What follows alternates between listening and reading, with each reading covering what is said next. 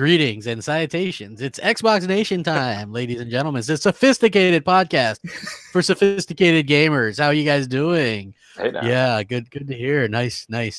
Hopefully you guys are all settling in and having a great week. We're very thankful to have you guys back here on a Wednesday night.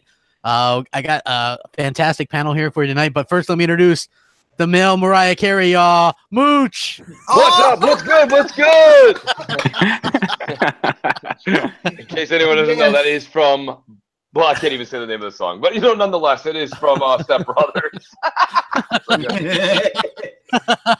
What's going on, everybody? Glad I could help you guys here. We're on the road. I'm actually in Jersey. It's kind of funny. Yeah. So if you guys don't know, if you wonder why Mooch sounds a little bit like he's on PS4, party chat. The PSN party chat. I'd like surprise with that. Your next terminal is on the left. Please turn left right now. So man. No, good to be here, Crap. He's on the road, and he tells me, he goes, also, before I do Xbox Station, I'm doing a hot wing challenge, so I might not be able to talk much. So. Oh my god, it was actually a lot easier than I thought. I thought it was going to be a lot more difficult, but I don't know. I've always been eating like hot wings and like. It wasn't Buffalo Wild Wings challenge, was it? It was this time. Yeah, we usually do a lot of the moms. So easy, man. When was the last time you did it though? Huh? When was the last time you did it? I used to work there. I used to be a waiter. Yeah, but that's my point. When were you there? Damn. It was a few years ago. Yeah, it's different now. Now they have a new sauce with ghost pepper. It's different. Ooh. They made a clear point to say that they've actually. I don't know what the level. The level of heat that they measure things at. It goes into like 100,000, 200,000. This challenge is between 300,000 and 500,000 in that range. So now I know, high in heat. Mooch, now I know why you sound that way. Yo, you took the challenge, you died, and now you're calling us from the other side. I'm calling from another dimension. I'm in purgatory after wings. My face hurts.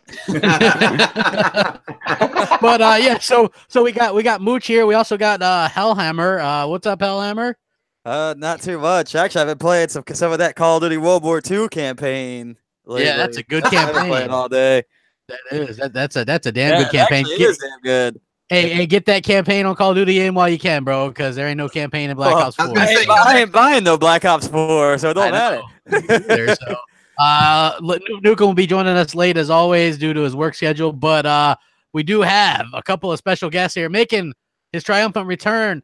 The Xbot 448. What's up, bro? What's going on, everybody? I am back on Xbox Nation. Yo, Crap, I gotta say thank you so much for the invite, man. As soon as you said that, like, Wednesdays are crazy, but I was like, man, I gotta get on there. And O-Snaps is streaming right now, but I am here with you guys. Talk about, that's dedication right there, right, man? Yeah, absolutely, man. I was like, hey, man, you want to hop on? And you were like, sure. And so I was like, hell yeah. And then we also got making his second appearance on the show, Attack the Glitcher. What's up, bro? How you doing, man? Finally, the Glitcher has come back to the nation. I don't know. I'm a huge wrestling fan. Yes, I'm a giant dork. Oh, I am too, man. Like, I'm a huge wrestling fan, dude. Okay, guys, I'll figure my way out at this point, okay? No, it's cool to be back on, man. It's been a while, and I'm glad to be back on the nation. Been jamming my ass off on God of War. Real phenomenal game. What game is that? Did that drop? Did that drop? I didn't hear anything about it. I'm gonna drop kick you through Google Hangout. Yeah, God of War, man. You haven't heard, man? The best game ever. Are you discussing the perfect game, the exquisite game, the excellent game, the best game on earth? Is that the one? That was the game that was touched by himself, right? Oh, great. Yeah, it's an amazing. The greatest game of all time. Yes. So yes, definitely. Yes. But so, Matt, I mean, we got a lot of good shit to go over tonight, so I'm gonna keep my little introduction short. So let's dive into some hot shit tonight. Yeah, we got some good topics, man. You know what? I first kind of want to talk about a little bit of Sea of Thieves. Scores number 2 on NPD. A lot of people didn't expect it to score at all on the NPD, and it got number 2. It was always going to be a question because a Game Pass, right? A lot of people thought that it would kind of cannibalize the sales. Turns out that it really didn't affect any of the sales. It's Rare's biggest opening ever, and when you think about their history, that's quite an accomplishment. So that's amazing. Number 2, only behind Far Cry 5, which, by the way, was the biggest Far Cry opening ever, which is multiplat. And, of course, Sea of Thieves isn't. So that's an incredible thing. And Sea of Thieves beat other games like MLB The Show on PlayStation, right? That was the biggest opening ever for MLB The Show, and Sea of Thieves beat that. Also Ni no Kuni 2 came in on the top 10 for PlayStation, but Sea of Thieves beat that as well. Sea of Thieves beaten a lot of games.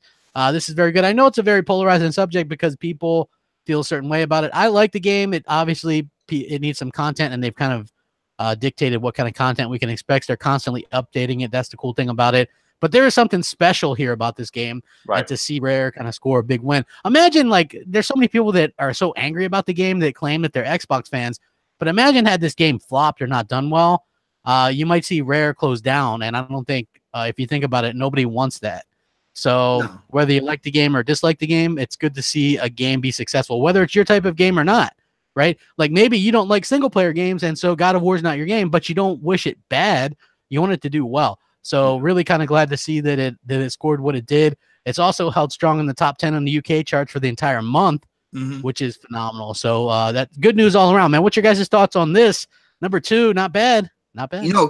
Crap, I gotta say, first of all, huge shout out to the Rare studio out there, Craig Duncan, because they worked their ass off, getting this game ready and launching it out. And it's really good to see that, so many people have picked up this game because it's only going to get better. We saw the roadmap. We saw, what's coming in May without giving like absolutely everything over there. But they're talking like, a new AI monster, weekly challenges, added content, and then going from there on out. And this game's only going to get better. It's already, in my opinion, it's already crazy addicting, even though people just call it fetch quests or whatnot, but it's a lot of fun to play with your friends. And now I know that there's a really big like player base out there that I could probably make some new friends and go sail on the high seas with them as well. Well, the one thing that I was telling Crap when we were talking about the article behind the scenes, and I said, it's good that they came out and they're doing well. There's no one more excited about that than me, because we play a shit ton of it. I play it with Crap, play it with friends. We're streaming it Friday, by the way. We are streaming it Friday. I play with family. I'll be honest with you. The only thing I said to Crap was, I said, before we go ahead and start lighting matches and fainting in the aisle, we got to understand that I want to see Rare and how they're doing with this game come next month. Yeah. If they're still in the top 5, showing me that people are still buying it, they're still playing it. At this point, I would be okay even with Microsoft coming out with numbers showing us usage. And that can include Game Pass, because frankly, at this point, it comes down to usage. I want to know when I turn that game on as a gamer, I want to know that there's going to be people on the high seas with me. Mooch, check this out, Mooch. Destiny 2 is getting a renaissance per se. I don't know if you noticed, there's a lot more people playing. If Destiny 2 can get a renaissance, I don't think you have to worry about active player base when it comes to Sea of Thieves, man. Well, supposedly they were saying over 3 million people have played the game. So I don't know. That sounds like a pretty good number. And the fact that it's held tight in the UK as well, where they do the weekly charts, it's held in the top 10 the entire month that it launched. That's good news. Well, the interesting thing here is when you compare it to, say, Sunset Overdrive or even Quantum Break, those hit very low in the charts and disappeared the next month, like completely. Right. So you are right, and it will be interesting to see what happens. I don't know exactly what's going to come out between now and then, but let's say it stays in the top 10 next week. I think that's a very good sign. It is, but going back to Xbot's point where he said, look at Destiny's getting revitalized again. People are starting to go back to it. I said that'll happen. It'll, especially with good content. And that was the same thing. I'm trying to serve it up. I'm trying to serve it up so this way you hit the home runs, man. Well, I appreciate it. Thank you for you. You're putting the volleyball up and I'm spiking it down. Listen, the thing about it is this, right? Thanks for the set. My whole thing is that I think in order for Rare and Sea of Thieves to do well, this game can't just have a good 30-day run. Okay, they have to come out with content. I know Crap was, me and him again, we're talking, we're sharing articles, and the thing about it is that it needs to have consistent content and something that ropes people in. In its current state, I'm having fun, but I'm having fun at a different level. When you're playing this game with friends or you're playing this with family, it's one thing, but to say I'm just going to pick this game up and start playing it with some randoms and stuff, you need more content. And I think Rare is going to deliver. I really do. I truly do. I think this is going to be something that'll be hot for the next 12 months. You know what? Some people really like playing this game alone. I don't. I think it's like a horror game when you play it alone. How could you even enjoy the game playing alone? Honestly, like yeah, you'd always be watching your back, like you know. I mean, I don't know. I ran it alone, and I had 0 problems with the game. Like the game, you don't find it a little bit less fun when you play alone? I don't know. I think it really puts you to the test to see if you've actually paid attention. Like if you're working with a group, you know, because you've got everybody saying, "Hey, do this. Hey, do this. Hey, do this." Yeah. Versus, okay, well now I'm going to run it solo. Let's see what's going on. So now it's like, did I pay attention? Do I know what I'm doing by myself, or do I need a crew? So it's kind of like one of those things. It's like playing solo is kind of a test to see if you can handle yourself by yourself in this game. So and I run it solo and I run it with people just to get a different feel, because by yourself you do get a different gameplay experience versus playing with other people. So I enjoy the game, and I don't think Rare is going to let up on this game, because this is their baby right now. Yeah. They got a lot of focus into this game, and they're going to develop more and more of a great gaming experience with this. So I'm happy that this game has succeeded the way it has, and it's going to keep growing more and more. So, but yeah, I run this game solo, and I think it's fun playing solo because, like I said, you don't have anybody to watch your back, so you're more aware playing this game. Yeah, I mean, I can see that for sure. Just for me personally, like I've sailed alone just to kind of chill or whatever, but it's a little bit more difficult. I think the main reason is I don't like the riddles by myself. I like those if you have other people to bounce the riddles off of, like, hey, what's this? Or, where you have a couple different people searching an island. But the regular ones with just the X's, I don't mind those, or maybe catching Order of Souls. Order of Souls, those ones are fine. Or just like sometimes it's cool just to go out and search for like the sunken ships and look for the treasures and stuff in there as well. That's a pretty cool thing. But I do have to say that it's pretty cool because, everybody was dogging this game. So whether or not you like it or hate it or think it needs content or not, obviously it does. I mean, it's going to get a ton of content. Nobody can deny the success of the game. Like the initial success of this game has been off the charts. And that's a brilliant thing for Microsoft and Rare. And I'm very happy for them because you never know what can happen. Phil, the Axeman Spencer, could have been like, "Hey, Rare, you didn't cut it. We got to let you go. We don't need it. We don't need 5 studios. We can get things done with just 4. Like who needs 5 studios? Who needs one of the greatest all-time studios, right? We could get. Well, this goes to show. We should point something out before we go any further. Before we leave the Rare conversation, okay? This is what we were saying months ago. I've been saying this for a long time. Xbox is primarily a multiplayer console, okay? Yeah. And in the media and reviewers, they don't give that credit. They're only focused on single-player games. And it's not to say that when single-player games come out that they don't deserve the credit and time. They do. But the same is for the other side of the coin. And I don't understand why that's something it's just lacking in the media. And listen, you don't have to take my word for it. Go listen to Greg Miller on Kind of Funny. Don't take my word for it. Don't take my word for it. Reading Rainbow. No, listen, my whole thing is this, okay, is that you don't take my word for it. Go ahead and check out those shows. They'll tell you, I don't like multiplayer games. And that's fine. They don't have to like them, but you still have to review them. And like people say to me, Mooch, how come you don't respect this? How come you don't like this game? How come you don't like that? You have to like this. You have to. If I have to like it and I have to review it, then why is it the media who says, and they come out and they go, well, I predominantly play just single player games. I don't like multiplayer games. Like you've got Jeff Gertzman who reviewed Quantum Break and doesn't like third-person shooters. Hello, McFly. Yeah, your shoes outside. It doesn't make much sense. Too much A button. That's the problem. Well, only on Xbox games though. Yo, check this out, Crap. If I could just build off what Mooch was saying, because I feel, this is an absolutely great time to be an Xbox gamer. Because if you look at it, right, we're getting new content next month in Sea of Thieves. We're getting a new game in State of Decay 2, and not only that, we're getting a new map on PUBG, which I know there's still a lot of people playing that game. Yeah. I have so much I have to do in the multiplayer space on my Xbox. I don't really have time for anything else. I'm going to be diving into these 3 things like at least the whole month of May, man. Yeah, I hear you. I'm downloading a new map. I'm going to check it out. It's like, it's funny. Miramar Day, man. It is, well, it's funny for me, and it's like no disrespect to God of War because I love that game. I played it. I'm finishing up the last couple trinkets on that. And then people are like, but for me, after I'm done with that, it's like back to my Xbox, like Sea of Thieves, and, so it's like a great game. Bravo, standing ovation, probably the greatest single player game I played. Back to Xbox, because it's like that, like now what kind of thing, So there's not going to be, they've said there's not going to be any plans for DLC, which I think that's cool about the game, which was that guy Corey Barlog, and he's right. So props to him. Was they didn't do loot boxes, they didn't do microtransactions. There's no season pass. They didn't plan any DLC because he said when you do that, it means that you planned ahead, and that's stuff that could have been in the game at launch.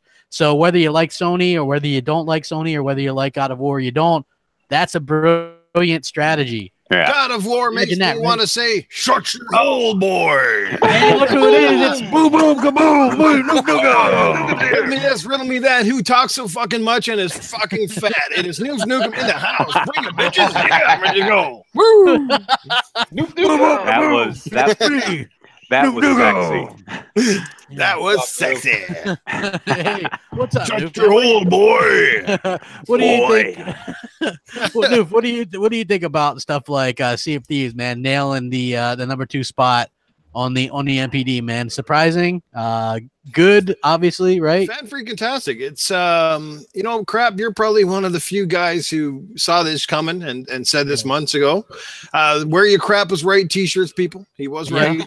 He predicted it. He's got one. Noof has one. I've got one. But whether you like it or you don't, Sea of Thieves has a very magical element to it. Anybody who's really played it and is enjoying can tell you there's something intangible about the game. I can't put my finger on it exactly, but it's just a great game to play with some buddies. And and I think it will materialize into the game it's meant to be over time. I think you just got to sit back and be patient. Rare knows what they're doing. They will, bring the rest of it to fruition. And the sales are just awesome. It's a good sign for Microsoft because I'm sure when they decided to put it on Game Pass, that was one of the things that was probably floating around their head is like, will this game sell? Will people want it? Will it, find its sea legs, so to speak? And I guess we've answered that question. It has, and I think it will for a long time.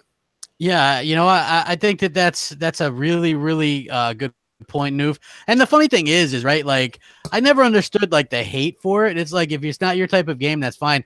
But both these console companies, and all three of them actually, have to cater towards a wide variety of people, right? So even if you feel like the first party stuff isn't really appealing to that single player core, they are doing their best to get some of those more mature things. And I think like Hellblade is a good example of that. There's a lot of multiplats that are really good single player games. Like you can play Far Cry 5 single player, you can play Assassin's Creed Origins. There's Wolfenstein 2. There's even be able to play State of Decay 2 when it comes out. That's got a single player campaign. You could play that. Which, by the way, that game looks phenomenal. I mean, we're gonna touch on that a little bit as well. But but overall, I did want to touch on God of War just a little bit more. Like, what do you guys think? Have you guys played it? Do you think it's maybe overhyped, not hyped enough? Breath of fresh air. What's the deal? Yeah. I mean, I'll be flat out honest, like with the scores and everything, because everybody was like, "Oh, it's a 10 right out the gate," and I'm like, the whole scoring system I never look at because it's like, because you're gonna say one game is a 10, so I'm gonna play it myself and give my own personal touch to it. And going into it, like playing it, I was like, okay, you know what? They didn't give the score to this game just because it's a Sony product. This game earned it because this game is amazing. Yeah. It's a beautiful game. It looks gorgeous. The gameplay handles amazingly.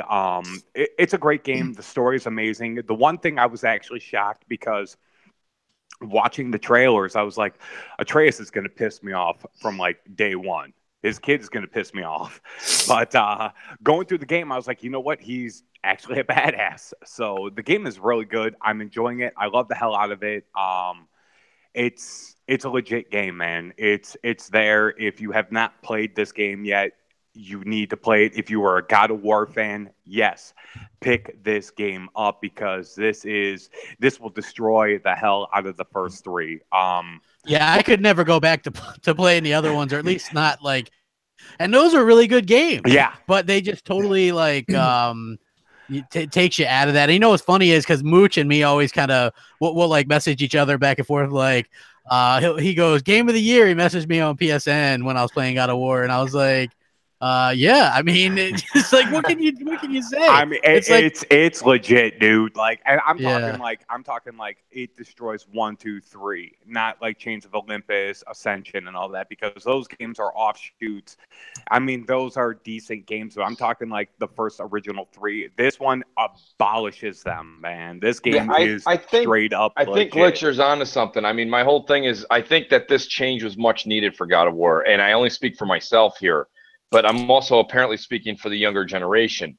They didn't care for that the way that I think the younger folks are really taking to this new Sony model, right? They're all kind of doing, all their games are doing this. Yeah, and it's a success. Mooch, I'm glad you said this new Sony model here, because like I was on CCC this morning and we were talking about it, and I'm like, you know what? I understand that this certain kind of like blueprint is working for Sony right now. But when it comes to your first-party studios, don't you want a difference that's not just the environment and characters, but actually like different games that are set up and developed differently? Like they had a hack and slash with the original God of Wars that they could have just evolved and kept going with that. It's good to see there are some people out there like Funhouse and stuff like that on YouTube that are actually saying that they would rather have like that original kind of hack and slash back. At the end of the day, if you like the game, but think about what I just said, Xbot. That's true, and I just want to add to that. Like the reason that they're saying that is those guys have been around for a while. They enjoyed the early, so the people who are more in the nostalgia of God of War probably still feel that way. When you're talking about the younger generation, people coming up through the ranks now in gamer, as far as gamers are concerned, and just I happen to fall into that category only because I didn't care for the first 3 as much as others. I'm enjoying this fourth one. I just got into God of War 3 remastered. I absolutely love that, man. God of War. Here's the thing. God of War 3 not that it's not great. fun, but it's not. Yeah, it's not. It as everyone just said, Glitcher and the rest of the internet just said, it doesn't really hold a candle to it. Well, I mean, it's different gameplay styles, right? Like those first God of War games are basically hack and slash. That's it. Right? Yeah, I like that. I'm talking like personally, and I feel like when it comes down to this blueprint that Sony is doing over there, it's like if you played one, you played them all basically.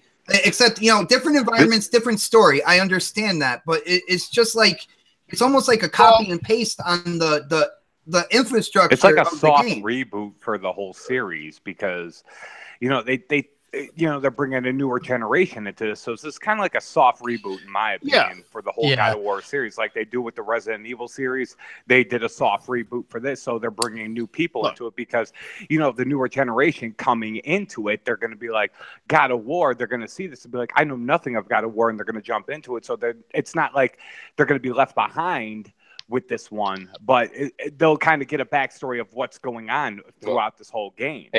Hey, Crap, not to interrupt this great conversation. A lot of people in the chat are asking. A lot of people came late. I'm on the road, so I'm not using my normal setup. People are like, Mooch, you sound like you're ordering a pizza. Mooch is on the road. And, hey, shout out to I'll probably butcher his name, man. Time to pay the bills. Safe. I'm trying to get there, man. I'm trying to help you. Saif, maybe? Yes, he says, yo, Crapgamer, great videos as always. I just picked up Gears of War 4. Gears of War 4 is amazing, man. Yes, it is. Enjoy that game. It is absolutely phenomenal. Looks great on the Xbox One X. I don't know. I'm excited for Spider-Man because the only other first party, besides it being Spider-Man, let's just be honest here. First and foremost, I am a Spider-Man nut, all right? But not only that, it hasn't been since like Second Son that there has been like that open world kind of like move the camera around and stuff like that type of game on the PS4, really. You know what I'm saying? First party wise. So I'm excited for that. I like seeing variation. I know people are talking about cartoony games and this and that or whatever. I like seeing a whole wide scope of games. I play everything from Halo to Viva Pinata. So I like seeing that diversity all the way Viva through. Pinata is great. I love that game. I love my is, games man. like that. Dude, I get mocked. That and game made is fun of insane. all the Hey, time. I 100% completed the first one. I got Yeah, all the you did. achievements. I did everything. He was so proud of himself, even though the last one he kind of just left his controller on because it's like play the game for like 20 hours or something. Yeah, I wasn't gonna do that crap. I took up a cheap wired controller and tied a rubber band to the sides to the things and just go around in a circle the camera. And I was like, yeah, I'm just gonna go to sleep now. I don't know. Me and my brother played Diva Pinata. We're like, what the I hell don't is believe this? you, I don't know, Slacks. just keep I don't playing. believe you at all. You know, just to kind of get back, you know, to the topic itself, and I'll pitch in my 2 cents worth. Look, God of War is an amazing game. There's no ifs, ands, or buts. I think it could very well be one of the best games of this generation. They took a huge risk, and shout out to Corey Barlog and the team at Santa Monica Studios, because I know the weight really came off his shoulders when they saw the review scores, and of course the game looks like it's selling tremendously well. It was a big risk, a big gamble coming into a new gen, and basically turning the franchise on its heel. I mean, for the most part, Kratos is Kratos. He hasn't changed essentially a whole lot, But I mean, here's the thing, right? After God of War Ascension more or less pulled Gears of War Judgment and basically tanked for the most part, I think they were like, oh, well, this franchise is not holding the same weight anymore. And I think they realized with the success of story-based franchise, especially like The Last of Us and to some degree Uncharted, I think the developer said, look, the game is fine in principle. The problem with the game is it doesn't have a soul, you know, and I think even one of the reviewers said that it's like now Kratos has like he's now more of less of an action hero as opposed to now he's somebody that most people can identify with, especially if you happen to be a parent, you've got kids. You can see the relationship building throughout this game with him and his son. I mean, his son, he starts out, he gives him very little attention. He's kind of like right by the book, like do this and do that. And you can see the resentment and some of the, you know, how the son is seeking approval. And as things go along, you start to see a little humor come out.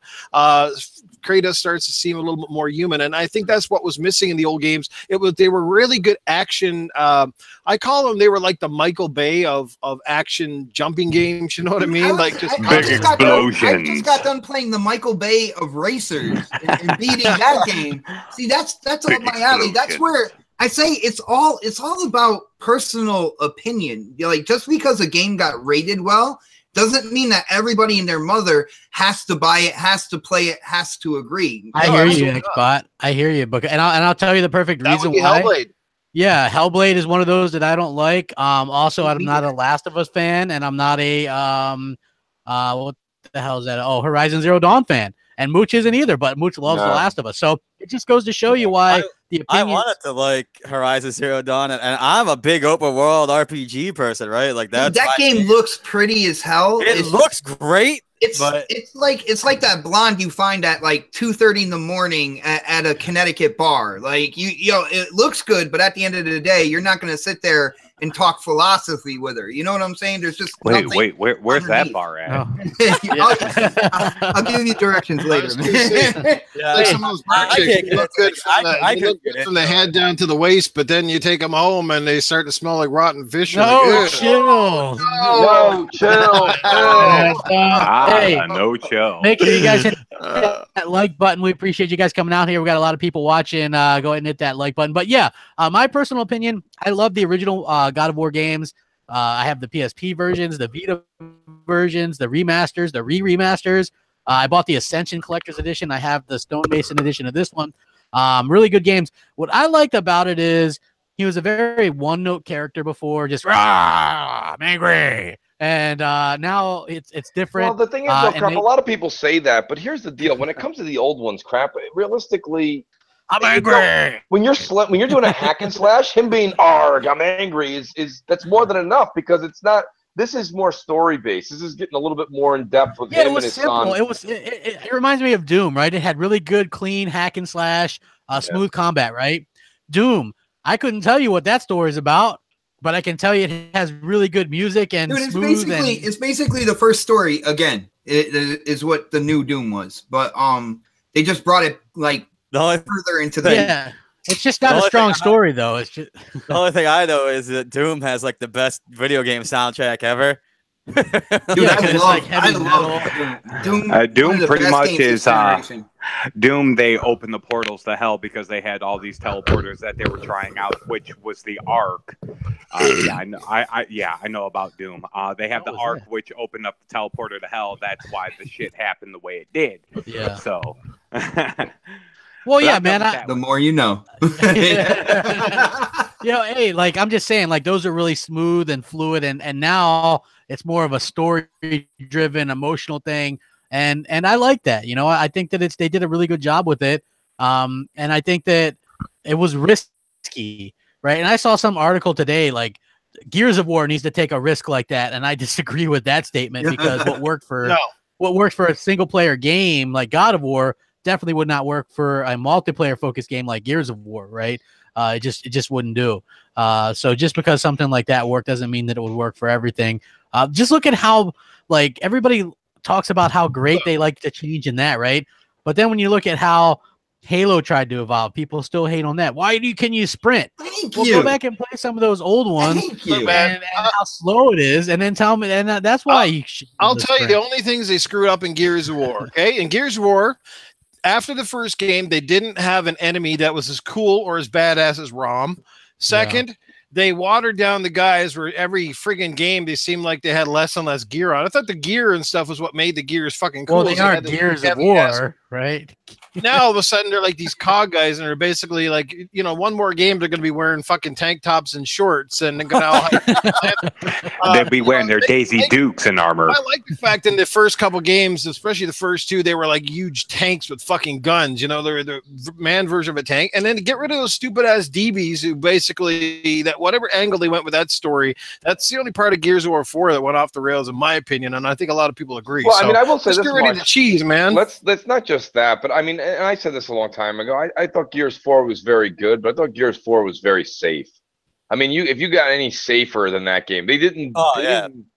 They did, like, literally. Someone drew a dotted line, and Rod Ferguson was like, if anybody drops anywhere near left or right of this line, you're canned. Like, they didn't do anything different. I really just felt like I was playing Gears 3 again, as James. And I just thought that Gears 4 was in episode 7. Where it was like episode 7 was a rehash of A New Hope.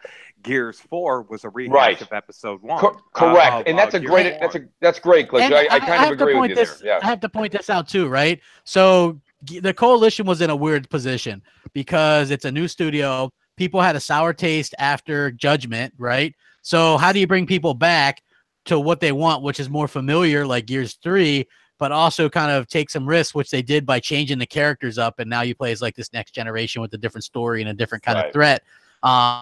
So they did what they could, and I think they're going to do much more risky type elements in the next one. Yeah. Just like if you look at Halo 4, listen, if you look at Halo 4, that was the first one that 343 took over. Love that. That one was very safe, right? In terms of what they did. Yes, it was. I mean, except for like some of the multiplayer stuff. Halo 5 was safer.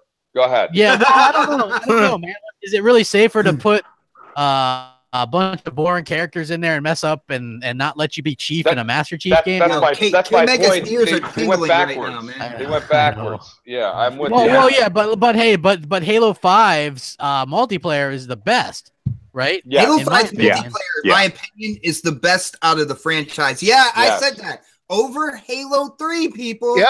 Oh, my goodness.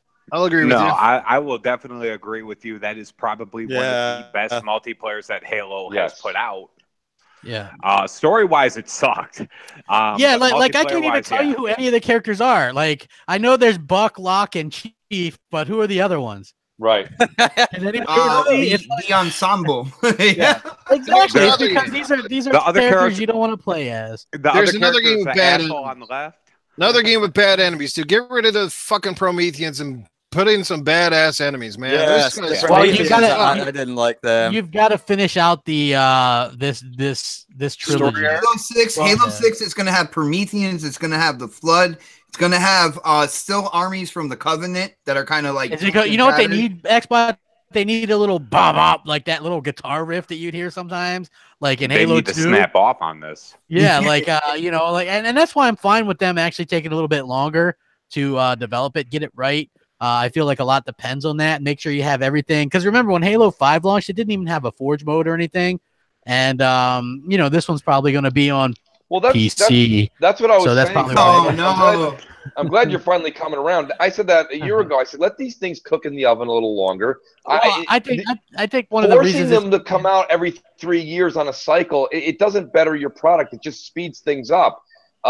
It's the reason you go to fine dining at a nice restaurant. You don't mind waiting because you're getting an exquisite meal. If you want something in 5 minutes fast, there's McDonald's, there's Five Guys, Shake Shack, In-N-Out. You can go anywhere you want for 5 minutes in and out. So to put these guys that are talented artists, what do we always say? These developers are talented artists. If they're truly talented artists, you have to give them time to create. Yeah, and that's why.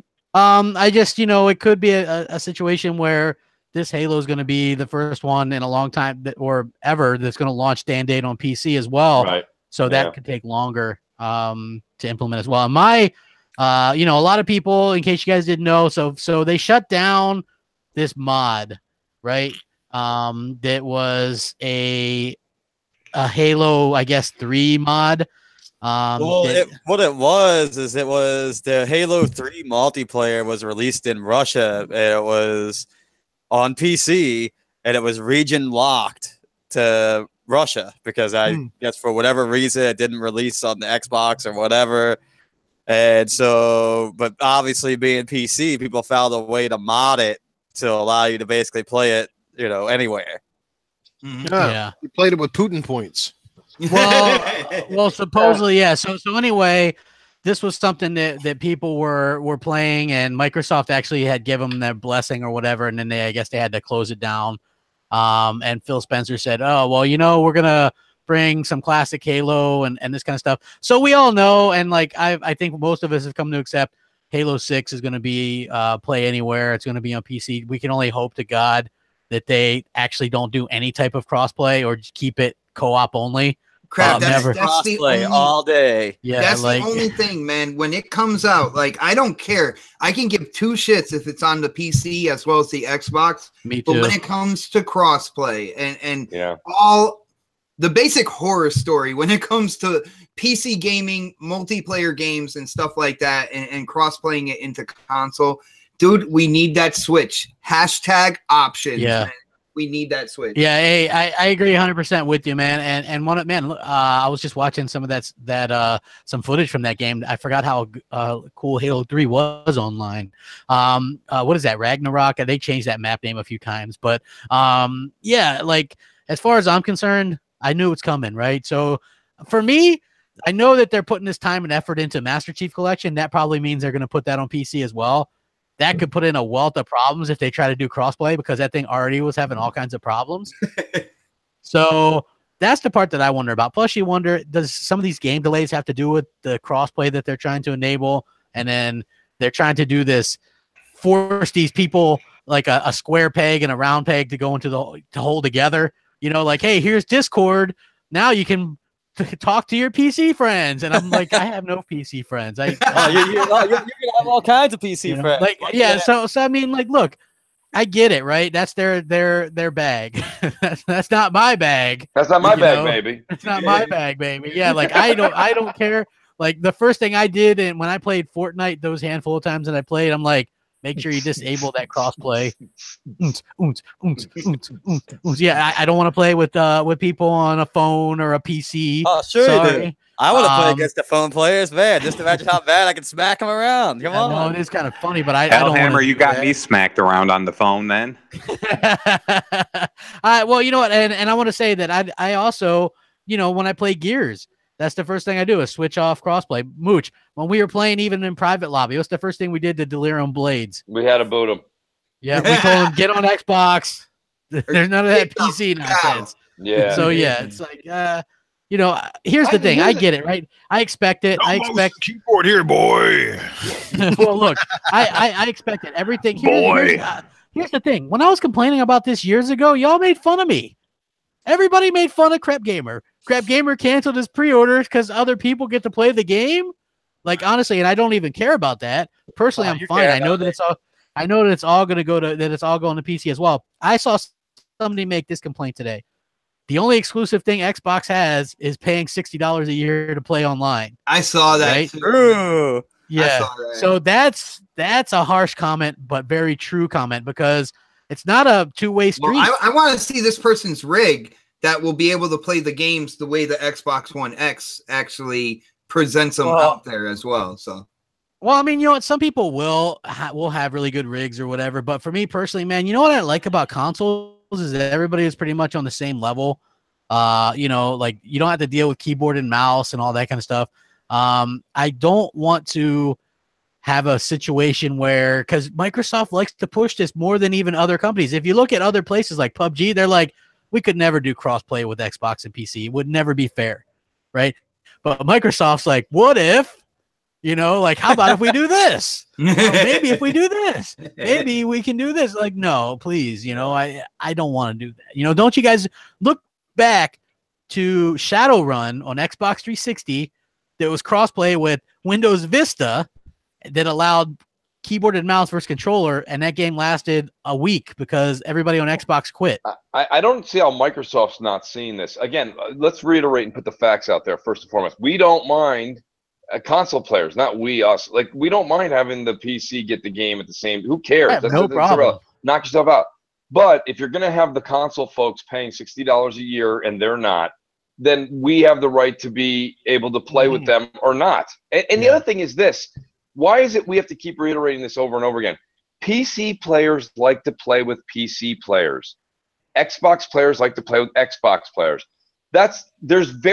Whenever you hear anybody get on a podcast, they're like, that's not true. I love to play with, stop it. Just stop it. Usually they're playing with, like, maybe, right, they have one friend or they have one family member. That's fine. But that is a very small group of people. The majority of people playing on Xbox, even the youngsters, right? Anyone, kids, middle-aged, old, I don't care. They're playing with other friends that have the console.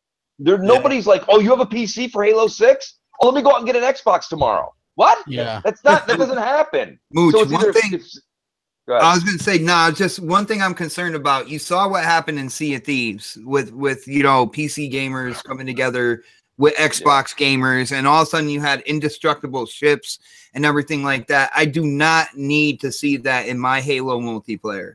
You know what I'm saying? You know, and that's just the tip of the iceberg, to be honest with you. The point of the matter is, look at the way people game, the way they play. And Microsoft has these numbers.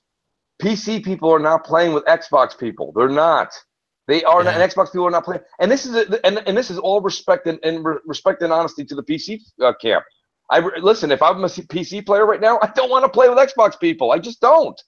And that's the reason I went and built this rig. So I'm playing with my PC friends. And it's the same thing goes for console. So I think Microsoft, if they want to go ahead and do this, that's fine, because we know they got their hand in everybody's pocket. They got their hand in the PC pocket. They got their hand in the console space. They've got their hands all over the place. That's fine. We know they're there to make money. They don't really care, right? They don't care if we're having fun. They just want to make money. So the point of the matter is, do it, but give us the option to turn it off. Yeah. Hey, I agree. We remember I brought that up to Craig Duncan with Sea of Thieves, and they're like, well, we really like seamless. And I'm like, yeah, well, you know who doesn't like seamless? Me.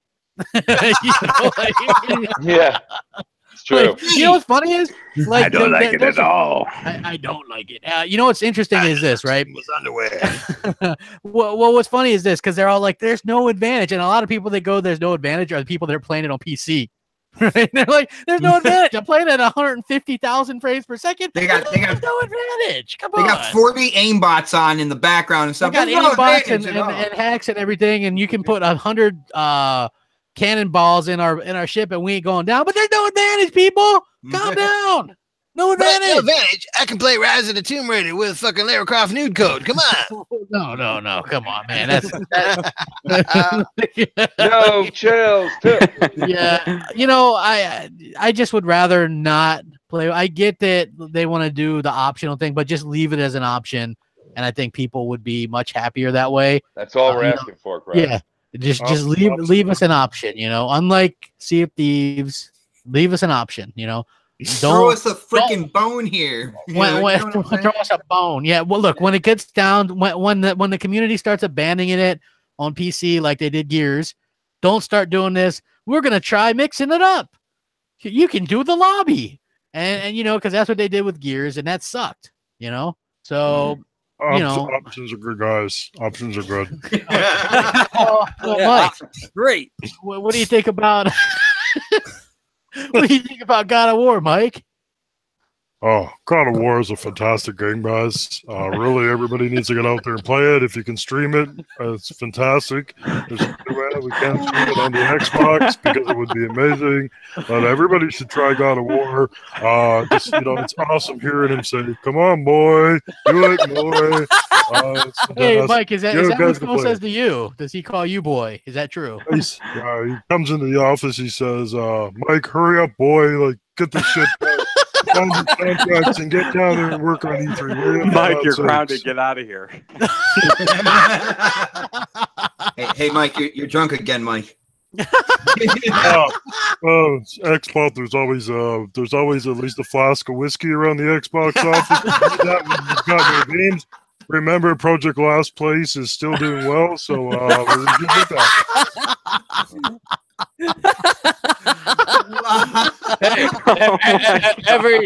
Every industry needs a caboose, and Microsoft is solidly there. They do. Well, Mike, let me ask you this: Are you? What's the deal with Microsoft? With Detroit coming out the same time as State of Decay 2, that's got to be rough. You're not sure which one to advertise. Which one do you guys think you're going to advertise? Oh, man, I don't know. You got zombies in one game. You got quick time people in the other game. So it's really hard. It's really up in the air right now. Right now, it feels like the only thing decaying around Microsoft is all of our teeth from trying to get get all these games out. We're still a little bit behind, but I don't know, man. Detroit Become Human looks kind of cool, but we'll have to see. It's an action-packed movie, and State of Decay. Well, I guess it's a stylized kids game. According to some naysayers, I don't know. Oh, interesting. So it's going to be interesting to see which one you choose there when the time comes, man. Wouldn't surprise me to see you guys do more Detroit. Hey, Mike, I want to ask a quick question before I get drowned out or whatever here. But when are you planning on playing Nintendo exclusives on Mixer and streaming that out for everybody, man? Good question. I have been playing Nintendo nonstop. As a matter of fact, I've got half of a Labo strapped to my body right now. And I'm in the office, and we're just having a great time. I'm probably going to have the first demo unit broken before I actually complete the game. But all this Labo stuff, man, I can't believe Microsoft did not think of this. I'm so ashamed. I want to go back to the R&D department and say, we're spending millions of dollars and we can't figure out a cardboard box contraption. Let's go, guys.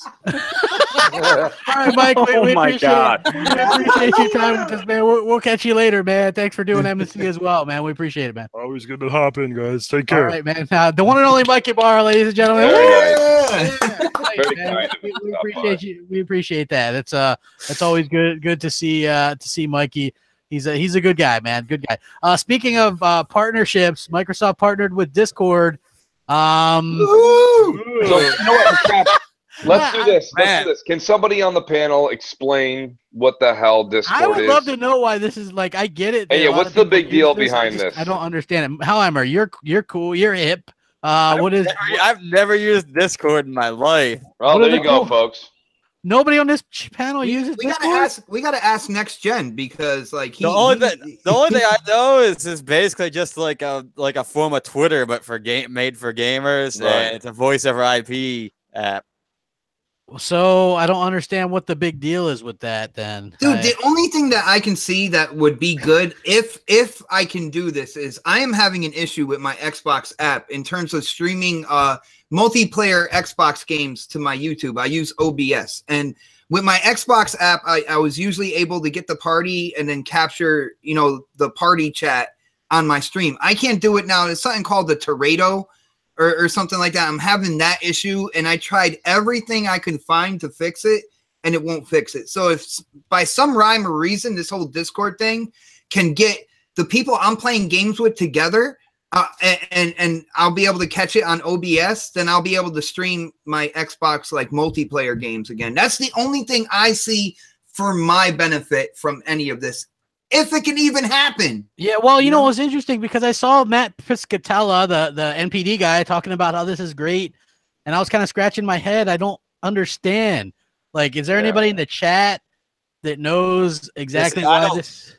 I don't play multiplayer PC games. I'm not hating on it, dude. I'm just wondering what it does exactly, and why is this something that Xbox gamers should be happy about? I think options are great. More awesome, amazing services announced by Microsoft. I just think that it's Mad Max says Microsoft is ramping up for next gen, trying to get its player base play more with PC and merge the two.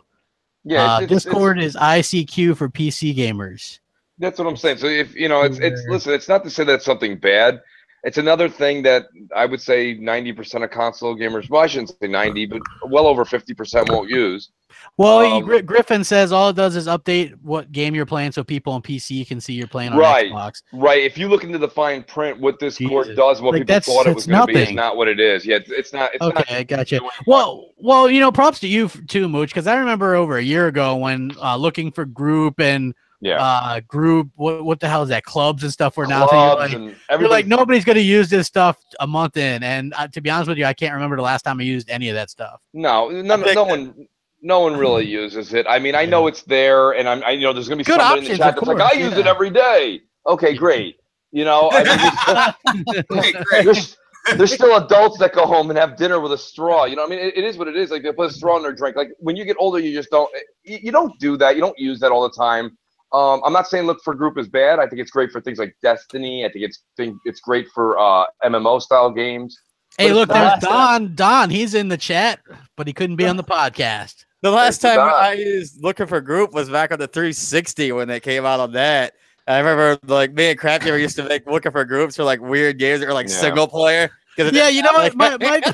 Remember, because you could put that you were looking for something like, and then you could have up to 3. So when people logged on, your avatar was like looking for people to do this, and mine was always like looking for people to watch Netflix with, or looking for people for this. It was like always something stupid. Yeah. So. I just thought it was redundant when we talked about it at first. Crap, everyone's like, "Oh, it's a great way to communicate with the people that follow you," and I'm like, "Wait a minute, you're telling me YouTube and Twitter and everything else we do all day long is not?" I mean, Xbox Live. To go into the Crossfire, dude, there is a Crossfire group. Hey, Predator says, why does Mooch sound like he has a calzone in his throat? Here's the thing. I'm on the road, dude. So we're lucky to even have him. Could you imagine?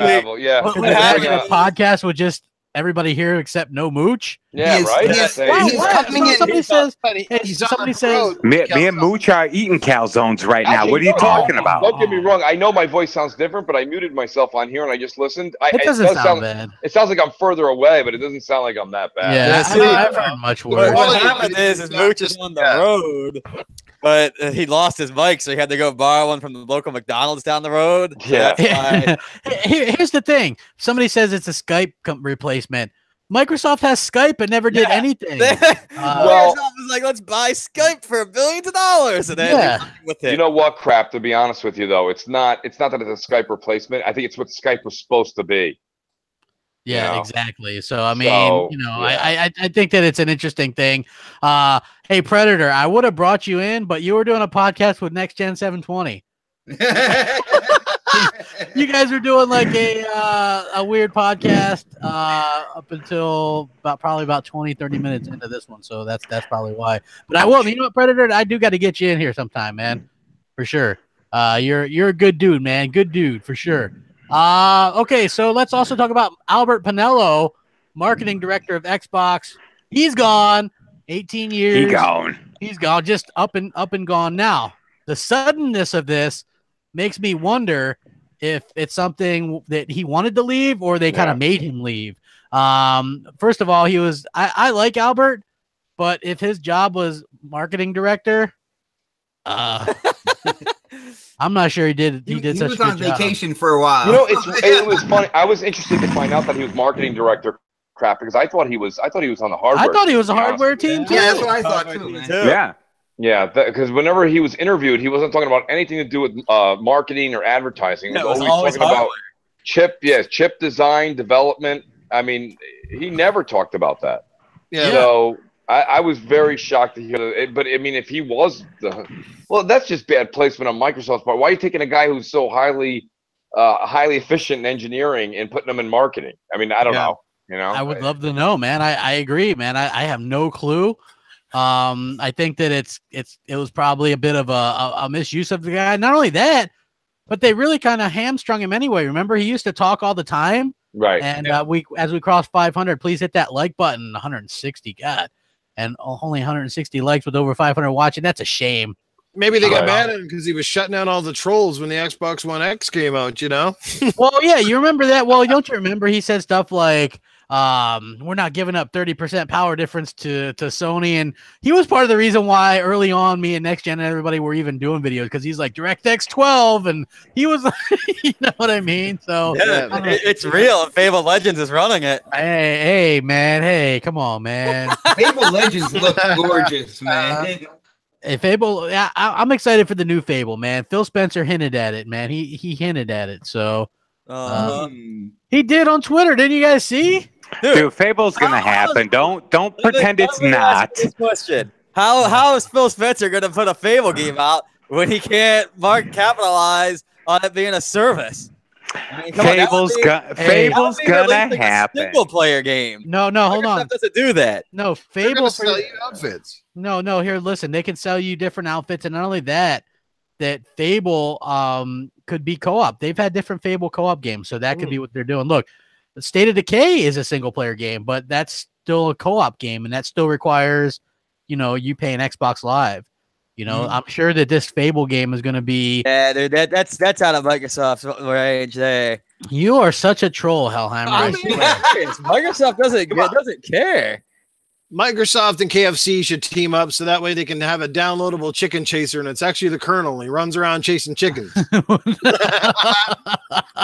in my basket, you little bitch. Oh, come on, man. I don't know.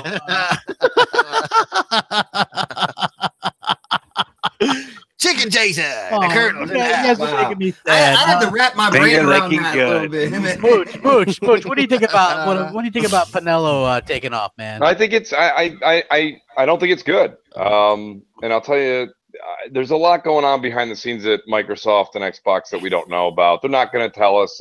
Like I said, we're not going to find any of this out until 10 years goes by and Phil writes a telltale book. It's not to lose Albert when he's part of the core team. He was there since the inception of Xbox. 18 years, I think, man. Right. And people are like, oh, the word on the street is that he's gotten a better job. Generally, when they get a better job, they tell you where they're going. Like when Mark Whitten left, he went to go work for Sonos, and he got a big job. When Donnie D left, he went to go work for Zynga. And like my point being is, and then he left, and it was so abrupt. It was so abrupt when he left. And then you saw the thing that was more alarming than Albert's tweet was the tweets from the other executives. It was very cold and just like, oh, Albert's been here forever. Really missed the guy. Hopefully he got his parting lunch. Peace. Don't let the door hit you, man. Yeah. And that's so that to me told me that either Microsoft didn't see his direction or the way that Xbox is going is not the way that Albert was original, because this happens a lot of times. Happened with Wozniak and Jobs. They had a falling out at somewhere in their professional career. They ended up being friends, but they had a falling out because what Jobs and Wozniak first discussed in the garage of their business, when it was just a small little startup thing, isn't where Steve wanted to go and where he wanted to go. And I'm completely reading into this, so just take it as a grain. Take it with a grain of salt. Apple up, man. He had to. Well, naturally. But my point being is that I think Albert saw it one way, and Xbox, as we all see these changes. I've said this. We're going through a lot of changes here. I mean, in the past 18 months, it's Xbox's PC. PC is Xbox. You buy a game on Xbox, it's on PC, and vice versa. Right? Play anywhere. Games Pass. No longer do you have to buy the game; you can rent it. It goes on and on. This is a lot of changes for people, and for someone like Albert, who's been there since day one, this may have been a bit much for him to say, "This isn't where I thought we were going." Mooch. Like the funny thing is, now that we know he was head of marketing, whether it's hardware marketing or anything, regardless, there was so many people, so many shows, so many live streams, and people were talking about the marketing or lack thereof coming from Xbox. So right. I don't think this is necessarily a bad thing. You look at kind of like the acquisitions with that the booty guy coming over. Was it Gallagher? Matt Booty and Gallagher from Crystal Dynamics. Yeah. You know, so we Who's got up a two booty? good. We have Booty, two Matt like Booty. quality people coming in. I think it might have been just time for them to shake up. As far as I'm concerned, there's only a couple people left Look. that they need to get rid of, and they're good. I'm not going Look, to say it who. doesn't You guys matter. can figure Larry. it out. Shannon. Larry, I'm coming for your job, Major Nelson. Don't touch me. It doesn't matter. It doesn't matter what field you work in this world, in this life. The one thing that happens with many people, no matter what part of their career they're at, especially in the later stages, is that complacency can set in. When you've been part of a successful brand for so long, sometimes it's hard to think outside the box, like some fresh blood, like some new people. I mean, this is why you even see video games sometimes switch the studios halfway through. It's not necessarily because the old people were sick of it or they can't make it. It's because a lot of times when you're with the same nucleus of people, the ideas start to run dry. You got to bring in fresh blood. Well, sometimes I think this happens. We saw how Microsoft basically started to change when they got rid of what's his name there, that dude who was running like the head of the PC stuff. What was his name? Meyerson? They just got rid of him, Terry Meyerson. Yeah. See the difference in the changes that started to happen. Meyerson and Albert are two different roles, two different feelings in the development of the Xbox. The reason that what you're saying, I understand what you're saying, Noof, and you're not wrong as far as your general consensus. Where you're wrong in this case is that Albert was a major part of the team when the 360, when the 360 was in its prime, and 360 was leading the way. And now you have Microsoft with the Kumbaya approach, and they're doing the whole thing what they're doing, and that's fine. Again, that's fine. That's their business. They take it in their model and the way they want to go. Yeah. It's not that it was. I know what you're saying is they tanked because of old thought. Maybe you have to get new people in. The thing I'm saying to you is I think they're actually not doing so well because of the new thought. I think if Albert and his thought and what made 360 so successful was still happening, we may, because look at it this way, Nintendo and Sony are doing very well. Nobody can argue that on the panel. They're doing very well. Guess what they're doing? What they've always done. Yeah. What they've always done. Xbox is the only one that's switching things up, and it's going well enough for them to make money, but it's not going well enough to triumphant over the other two. Well, here, Alamanapino says he donated $5 or $4.99. He says, time for some fresh marketing blood. Maybe we get better advertising now. Right, maybe. Maybe.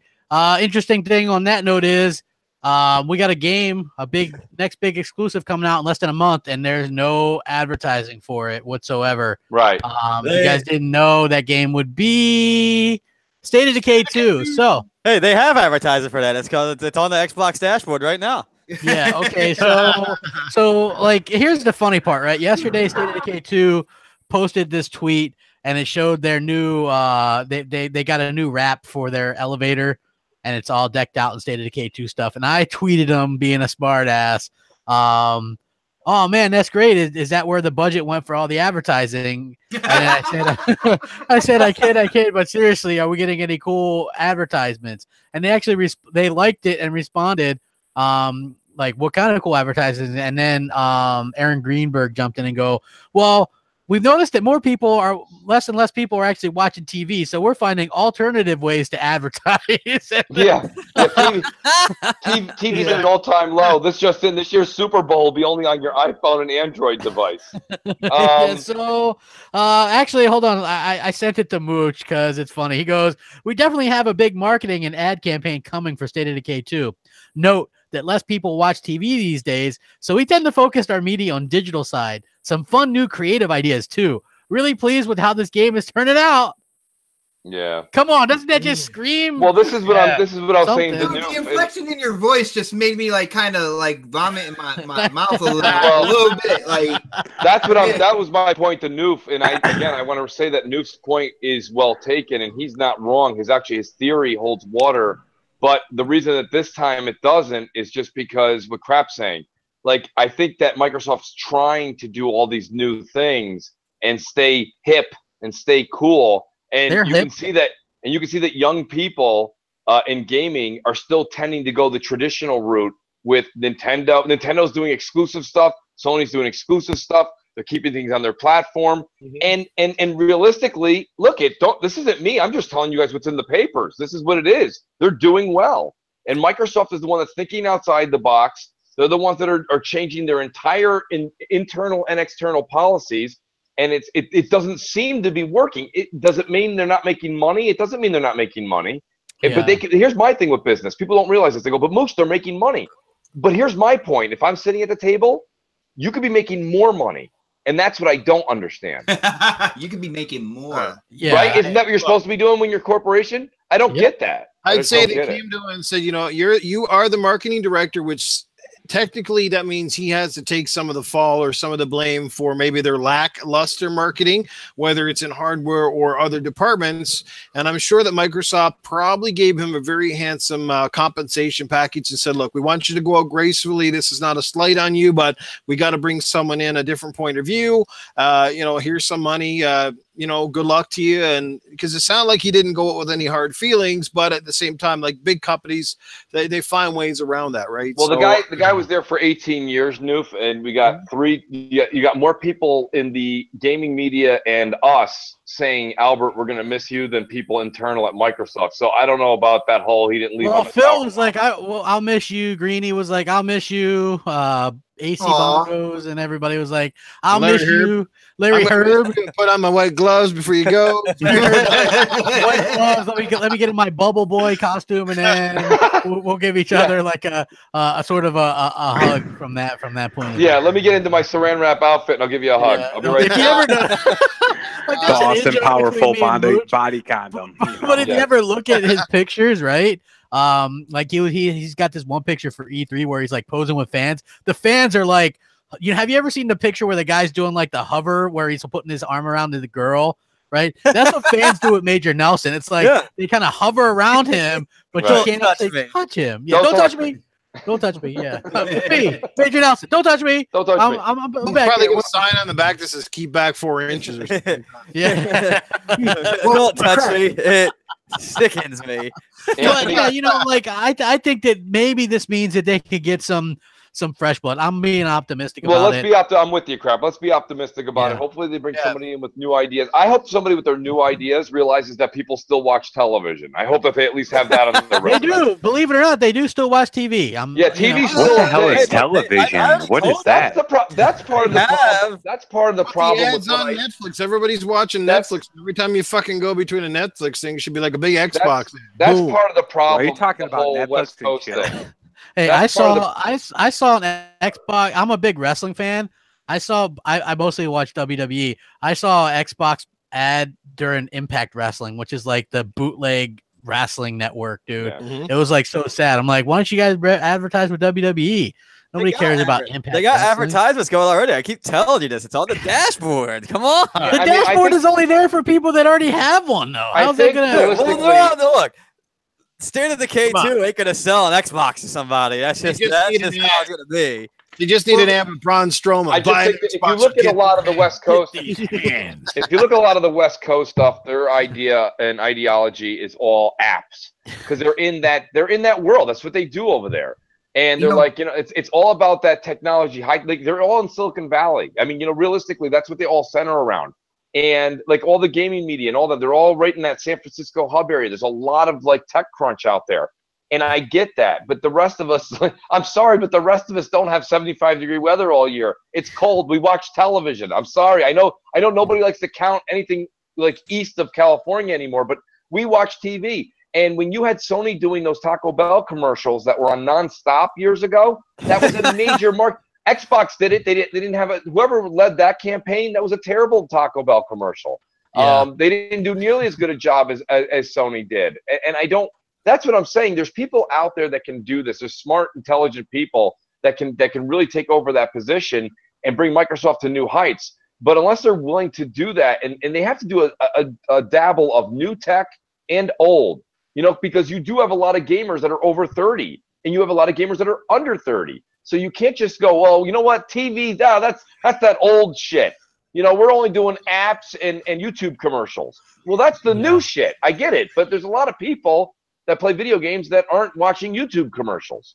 I think that they have to draw a fine line and walk it very, very carefully moving forward. Hey, I'm not disagreeing with you. I think that's true. I think they need to advertise on all fronts, not just one or two. Like maybe it's because this is only a $30 game or whatever. I don't know, but Hopefully we see them step up because Yeah, honestly, budget title. They don't need to really advertise much.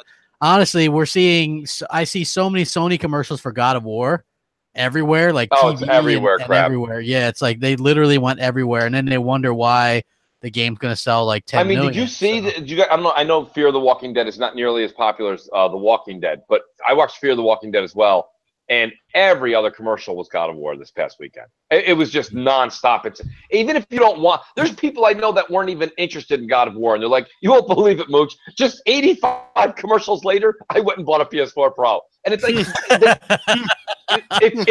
there's a reason there's marketing. It's legal brainwashing. It's fantastic. It works. You know, guys, I don't think we're going to see this marketing in the near future. I was a part of a DM where a really intelligent gamer put in something in the DM that really struck a nerve with me. It was like something that it was like kind of like the dawn. It's like, do you guys realize that quite possibly this E3 could be the last E3 really talking about this generation? Dude, I said that the other day on Twitter. I was like, think about it. 2020. Dude, I searched it up for you, man. You said that in the DM as well. It's true. I know. I did. So if you think about it, right? So this year, you're going to be shaking stuff up, but you're not going to see. I don't think they're going to hold stuff back, but you're not going to see like that full kind of like marketing push out there all over the place. Like, hey, crap! Shout out to a guy in the chat named Crooks. He goes, "So if people don't watch TV, what do they game on then?" That's really a good point. I mean, like, I don't know. I don't know where they come up with some of these ideas. And then they come out and they say these things. If you say it in an internal meeting and then that's the path forward, we wouldn't know any better either anyways. But to come out and be like, TV, that's some old shit. You're like, what? I'm still trying to hook up my Xbox One to my black and white TV that's still in the closet. I don't think you can. I don't think that you can. Well, here's the thing, right? When I say this, this kind of goes into a topic that we have that we're going to talk about, which is supposedly there's this new thing. It was a new article by Brad Sams, the guy like kind of an insider type, pro kind of the Scorpio stuff and all that kind of stuff too, says that they are multiple years away from the next Xbox and they're in no hurry to get one out, but they are working on it. This is troubling. So that would mean 2021, whereas the PS5 he said within 3 years, man. Yeah, and which the PS5 supposedly might be 2020. Xbot, we've said a number of times on Crossfire, Xbox Nation, MC Mornings. I'm not sure if you agreed with this, Xbot, but we all said that if the Xbox 2, if you will, is literally a day after the PS5, it's detrimental as far as Xbox's valiant chance for a return. I think they're both dropping at 2020, man. If they both that's fine. Let's say they do. Let's say they do drop both on 2020. Now, what if the PlayStation 5? What if the only place you can play PlayStation 5 games is PlayStation 5? Right. But what if Microsoft has forward compatibility and says, "Here's our next console, but you don't need it to play next gen stuff." Microsoft wins. Well, do they though? Yeah, definitely. I mean, that's certainly. How many times? Hold on. Well, how many times? Because we talked about like this whole selling consoles and stuff like that. Like if it's forwards and backwards compatible. Remember, we care about the games. I know me and you, crap. We're gonna get the new Xbox when it comes out. It's gonna have more power and everything like that. But you're starting off with over 40 million people who already have a console. So when it comes to software sales, you don't have to worry too much about doing that kind of like hard generation launch and see where those like new games where they're selling or whatnot. Because people with an Xbox One will buy the software as well as people buying the next Xbox as well. See, Steven Roush says, because why do you need a new Xbox if you can play all the games? And see, that's the point that I would make is a lot of people will drop what they're doing, drop their old consoles for a quote unquote next gen console when it's doing stuff that can't be done on the old hardware. At some point, a 1.3 teraflop Xbox One is going to hold back a 12 teraflop. Well, there could be extra features and stuff like that you can only get but in it's the not, next generation. The problem is it's not quite that simple on a closed circuit as far like a closed basically system like 1.3 T-flops. Like I have the graphics, right? Like graphically, you can scale down graphics all the way. You can scale down all the way to 480p to technically make it forward compatible. The problem is what's going to be holding back anything on that is the CPU. Yeah.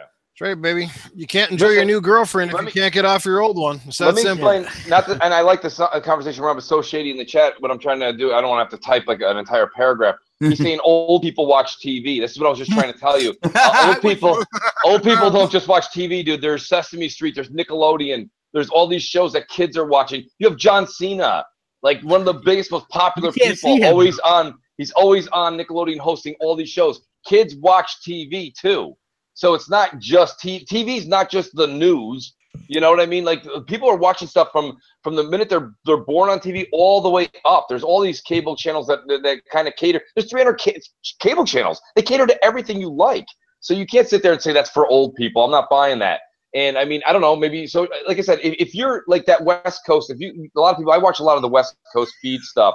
And the first thing they talk about is, hey, did you see the so-and-so app? This app is really cool. Oh, that app's old. That app's like 2 weeks old. You need this app. And it's like they're all on apps and this and that. Like I understand that we catch wind of that stuff eventually too. But realistically, we watch TV. You cannot discredit TV. There's no way you can do that. Not at this day and age. Maybe 10, 15 years from now. I still watch my basketball on TNT and ESPN basketball, and stuff like that. Football. I mean, football is still like the biggest sport in this country. Well, let me nobody's watching that on their phone. Let me say this. Like, I think, in my opinion, that it would be best if Microsoft presses the do-over button and starts fresh with the Xbox that's fully backwards compatible with controllers and games, but that only takes advantage of the current gen. Like, to me, that's my opinion, right?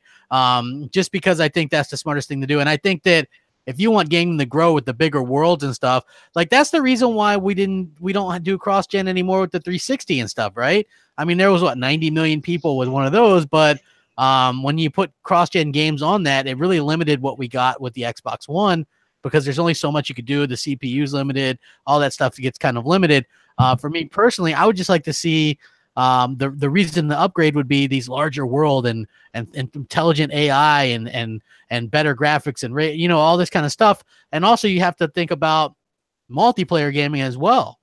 Like what's going to happen there. Also, you have to think about this. If developers only have to make one version on PlayStation 5 for these next gen games, and they got to make multiple versions on Xbox, Xbox One, Xbox One S, Xbox One X, and Xbox 2, they might not be as keen to do that. I know they like to pass it off like it's super easy to do, but there's still some kind of work involved there, and they might not want to. That could scare some developers off to do more exclusive stuff for Sony.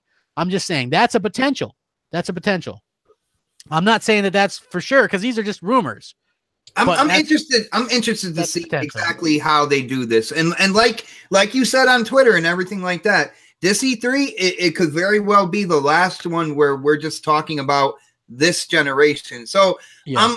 I'm leaving the door open. I want to hear what they say in terms of their vision for the next Xbox. I've had a blast this generation. A lot of people, because of 2017, because they might not like the games that they're showing for 2018, have like started claiming that the sky is falling and everything like that. I'm looking at this entire generation, and I've had a lot of really good games to play. I'm interested to see what's coming like right around the corner because it's closer to next gen than the middle of this generation, and I want to see what they're gonna do when it comes to it. Yeah. GD says whether you like it or not.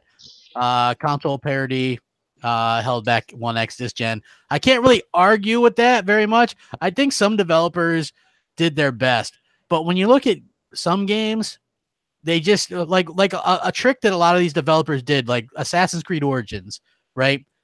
All they did was do a dynamic resolution on that and put the same game on Xbox One X and PS4 Pro. And just because the X is more powerful, it got native 4K and less than that on PS4 Pro. So that to me isn't going all out. No.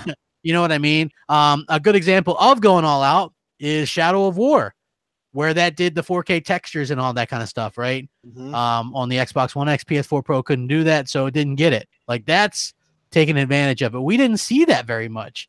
Right. Hopefully we do. Like we're still seeing some games that come out like Super Mega Baseball or whatever it is, 1080p on the X.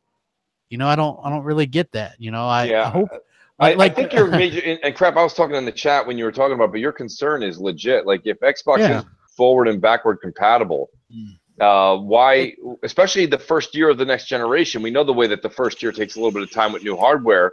We know that we're probably going to be all okay holding on to our X's, right? We don't need to go grab a 2. Yeah, the X will be able to handle everything. But if there's like with the PlayStation 5, if there's something hot, some kind of hotness on there, right? Right.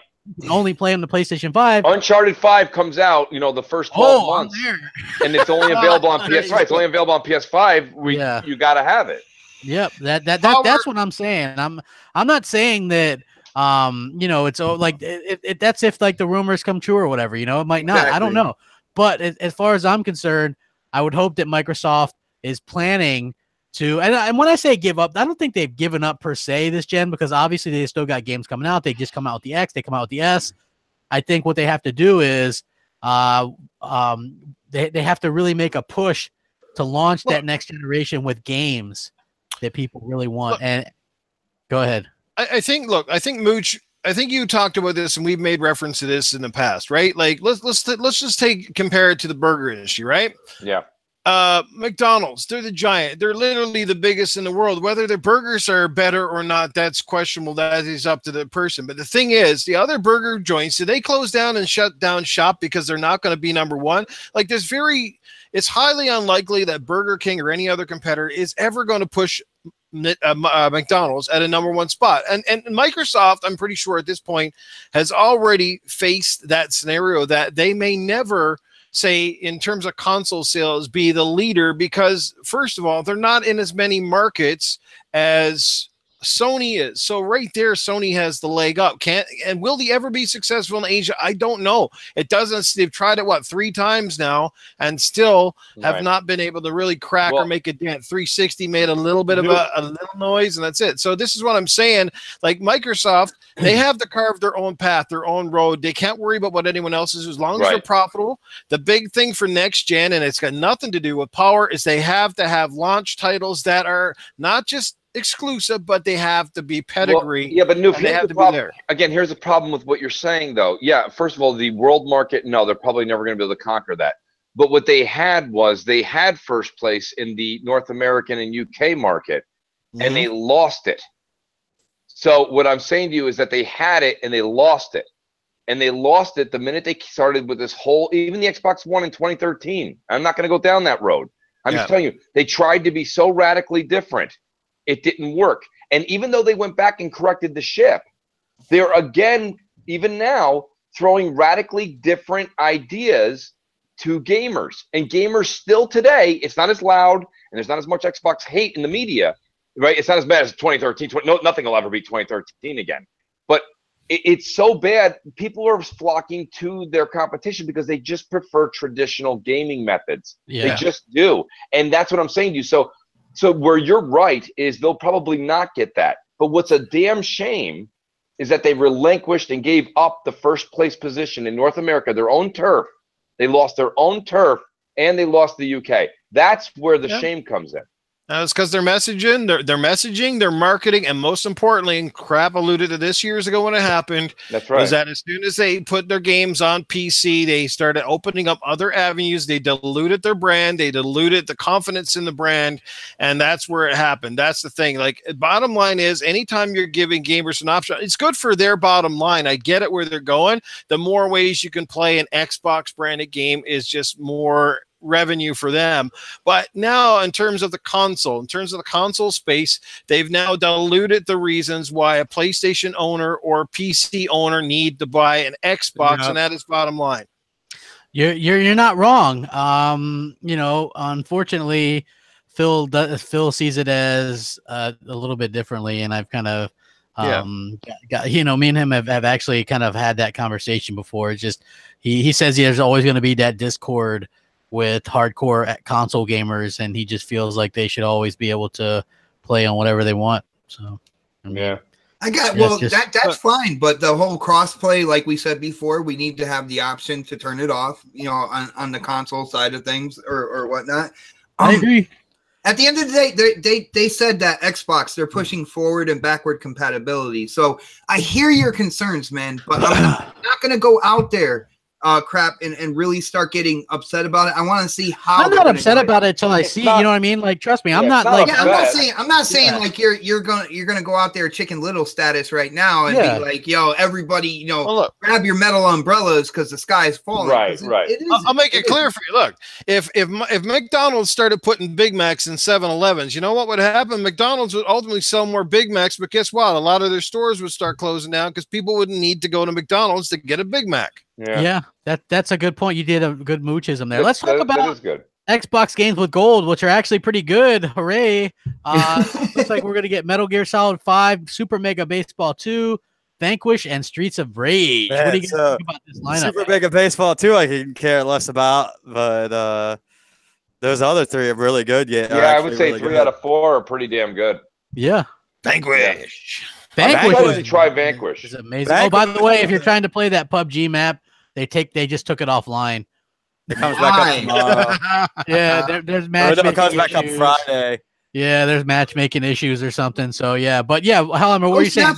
She got in for a little bit. I saw it on my little, like how when you go to screensaver on your Xbox, they actually showed she was in there on the desert map, man. Yeah, like I was looking forward to it. I was gonna hop on after this podcast, but now I guess not. So better go check out her snaps. She might be in the bedroom still rubber banding. Oh, no chills, man. But so sir, I am in the bedroom right now, and unfortunately, I am by myself. Okay. What do you think about this list, Helmer? I know you loved Vanquish. Vanquish is actually an awesome game. That's a very underrated game. Yeah, I mean that was like one of the funnest games that I played, back on the 360. Like that was a game that I'd put aside for a long time too, and it's definitely a game that I would say is must play. Even as it being a 360 game, I'd still say it's a must play. Yeah, and then like Super Mega Baseball is kind of meh, but Metal Gear Solid 5, that's okay. I think Tryhard said it best, Crap. He says Metal Gear Solid 5 was good, should have been great. I think it's a good game. I don't know if it's great. Yeah, here's the thing. Like when I saw this, it's a free one now, though. For gold vendors. So. It's funny when I saw this game announced, that it was coming to games with gold. It was so funny how quickly people changed their tune and said it was underwhelming and all this kind of stuff in the comment sections, right? Because I said this when it first came out, and everybody said I was just a hater.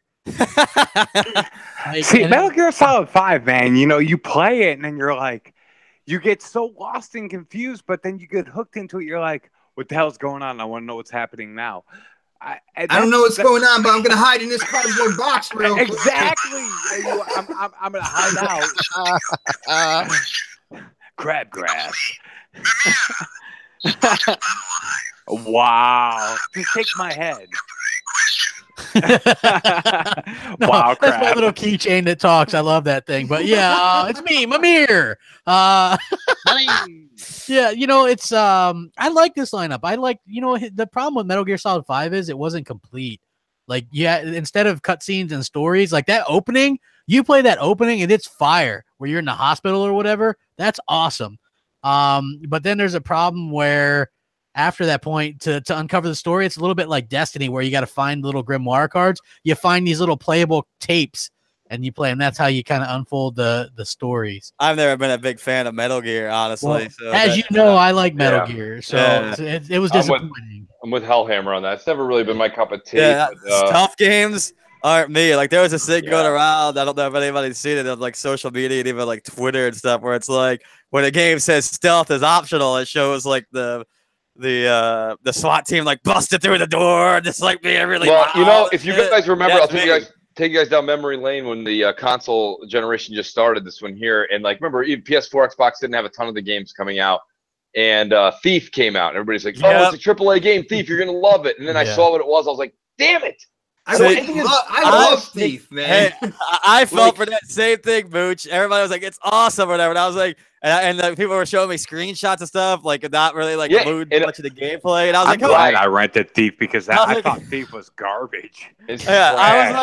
I was like, this looks kind of like an RPG. I could get into that. I go and buy the game because there was no other games out. I watched Rad Brad play through it. Let's do this. In the first hour, he was like, "Whoa, all I'm really doing is robbing people and taking people's candelabras." I'm like, what the hell's happening? Like, what is this? I'm like, this game has got nothing going on. I'm like, so I mean, personally, don't get me wrong. There's a lot of people that like that stealth thing. I don't mind when a game can manipulate some stealth. Like there's some stealth in Far Cry, and then there's just some guns blazing. I don't mind that. That's fine. I like when they give you an option for stealth, right? Like Like, the hey, you could stealthily do it, and it'll be easier. Man, they went like ghosts and shit like that. It got crazy, dude. Yeah, I agree. Like, it's all I'm doing is taking people's candelabras. I'm taking a candelabra, coins. Yeah, I just like going. Do you remember checking the paintings with your hands to see where the lock was to open it up for the vault? No, that was one of my Total Recall games, Xbox. Hey, that Halo 6 Genesis stuff isn't legit. Just letting you know out there in the chat. They aren't taking. Hey, here's a question for Xbot and Crap. Either you guys know any advancement on the Halo Master Chief Collection coming to 4K? They're testing it right now. Yeah, they are. They're probably got to run all those tests to make sure it can cross-play seamlessly with PC. Right. You think that's going to be you think this will be an E3 drop? You can go home and play it now. Play it now at E3. Well, maybe a week later, whatever. Yeah. I'm thinking. See, I have issues with Xbox with certain things, and some of the things were like when it comes with system updates and things like the Master Chief Collection or the super duper graphics pack for Minecraft. They kind of they bust their load too quick, and they're like, oh, it's gonna be here fall 2017, and then all of a sudden it just goes by. We still don't have our avatars. It just goes by, and we're like, where the hell is it now? You know what I'm saying? And it sometimes it takes forever. And then when it does come out, it'll take like 2 or 3 more months to get it stable and stuff like that. So they really need to get on the ball when it comes to exactly when these things are coming out, and then having them actually perform right when they do come out, man. Yeah. The new avatars are going to come out without heads and bodies and be just like the Kraken. Oh no! The new avatars are coming out. No! What did Mikey Barra call them? Noodles? He called them noodles. Yeah, they're water noodles. Crap. That's what they're. Mike, you're grounded. Go home. We'll get the other updates through DLC. I'm sorry I attacked the glitcher. I got no freaking games to play. All I can do is go play PUBG, and I can't even play that because the fucking server is down. So I get it. You're grounded, Mike. Go home. You're drunk. Yeah. No, you know what's funny though, Mooch? Because I asked this question on Twitter today. I said, yeah, because Microsoft gets a lot of people have like this weird memory of stuff. A lot of people remember their E3 2013 as being bad. Because they confused it with the reveal, which was in May before E3. Their E3 2013, they unveiled Killer Instinct, Forza 5. They had Quantum Break. They had Sunset Overdrive. They had Ted Price from Insomniac on their stage showing that off. They did Rise, Son of Rome. They showed Halo at the end. Dead Rising 3. Yeah, that actually wasn't that bad, honestly. They had Titanfall on the stage. It was like the most. It was amazing. If you remember correctly, how hyped at least I was, anyways, when they started playing that Killer Instinct. It was like do. Yeah, and they were like only on the Xbox One. Yeah, and then they put it at the PC. Yeah, I still have that song on my phone. I jam it out every night. I'm at work, man. I hear. I'm like, yeah. So me and Helmer were like, hell yeah, like let's get Xboxes. Like that was absolutely amazing. And people just like don't remember that way. They're like, that was a terrible E3. So that's why I always think that this E3 is like where everybody thinks that it's gonna be one thing or the other. There's always gonna be this subsect of people that remember it really badly. You know what I mean? And they don't remember the good ones, or they take it for granted how great that first E3 was with the Xbox One because they were too preoccupied with online. Right. Yeah. And now, it's kind of ridiculous when you think about it now, but, it's very interesting. Now I just want to go listen to that Killer Instinct song. That's another, just a shout out there for Mick Gordon, and a great composer for video games. The funny thing is that the guy who did Killer Instincts, Mick Gordon, actually did Doom's soundtrack too. That guy is like a genius with music. Well, Hellheimer knows his music, that's for sure. Wow. Dude, his guitar playing is beyond freaking amazing. Like being a musician, watching him do this, I'm just like, oh my god, just watching him jam the stuff live. I'm like, dude, seriously, he's just playing like, oh, I'm playing like nobody's business. I'm like, I hate you, but I love you. That's exactly it. Well, hold on. Crackdown 3 gets rated for release in Brazil. So those of you that don't know, when you actually go through and get rated, that means they have to play the final game because they have to play through the entire thing to be able to rate it. Are you sure that the monkeys just didn't accidentally hit a button and rate it? No, there's no monkey problem in Brazil, Hellheimer. I don't know what you're talking about. Hey, I'm just going off of what I know from The Simpsons. Oh well, The Simpsons was wrong. There's no problems over there. There were some people in the chat wondering where he was going with that. By the way, well, no, there's like wild monkeys over there or something like that. So hell yeah, yeah. So but Crackdown 3 gets rated in Brazil, which means the game is 100% finished.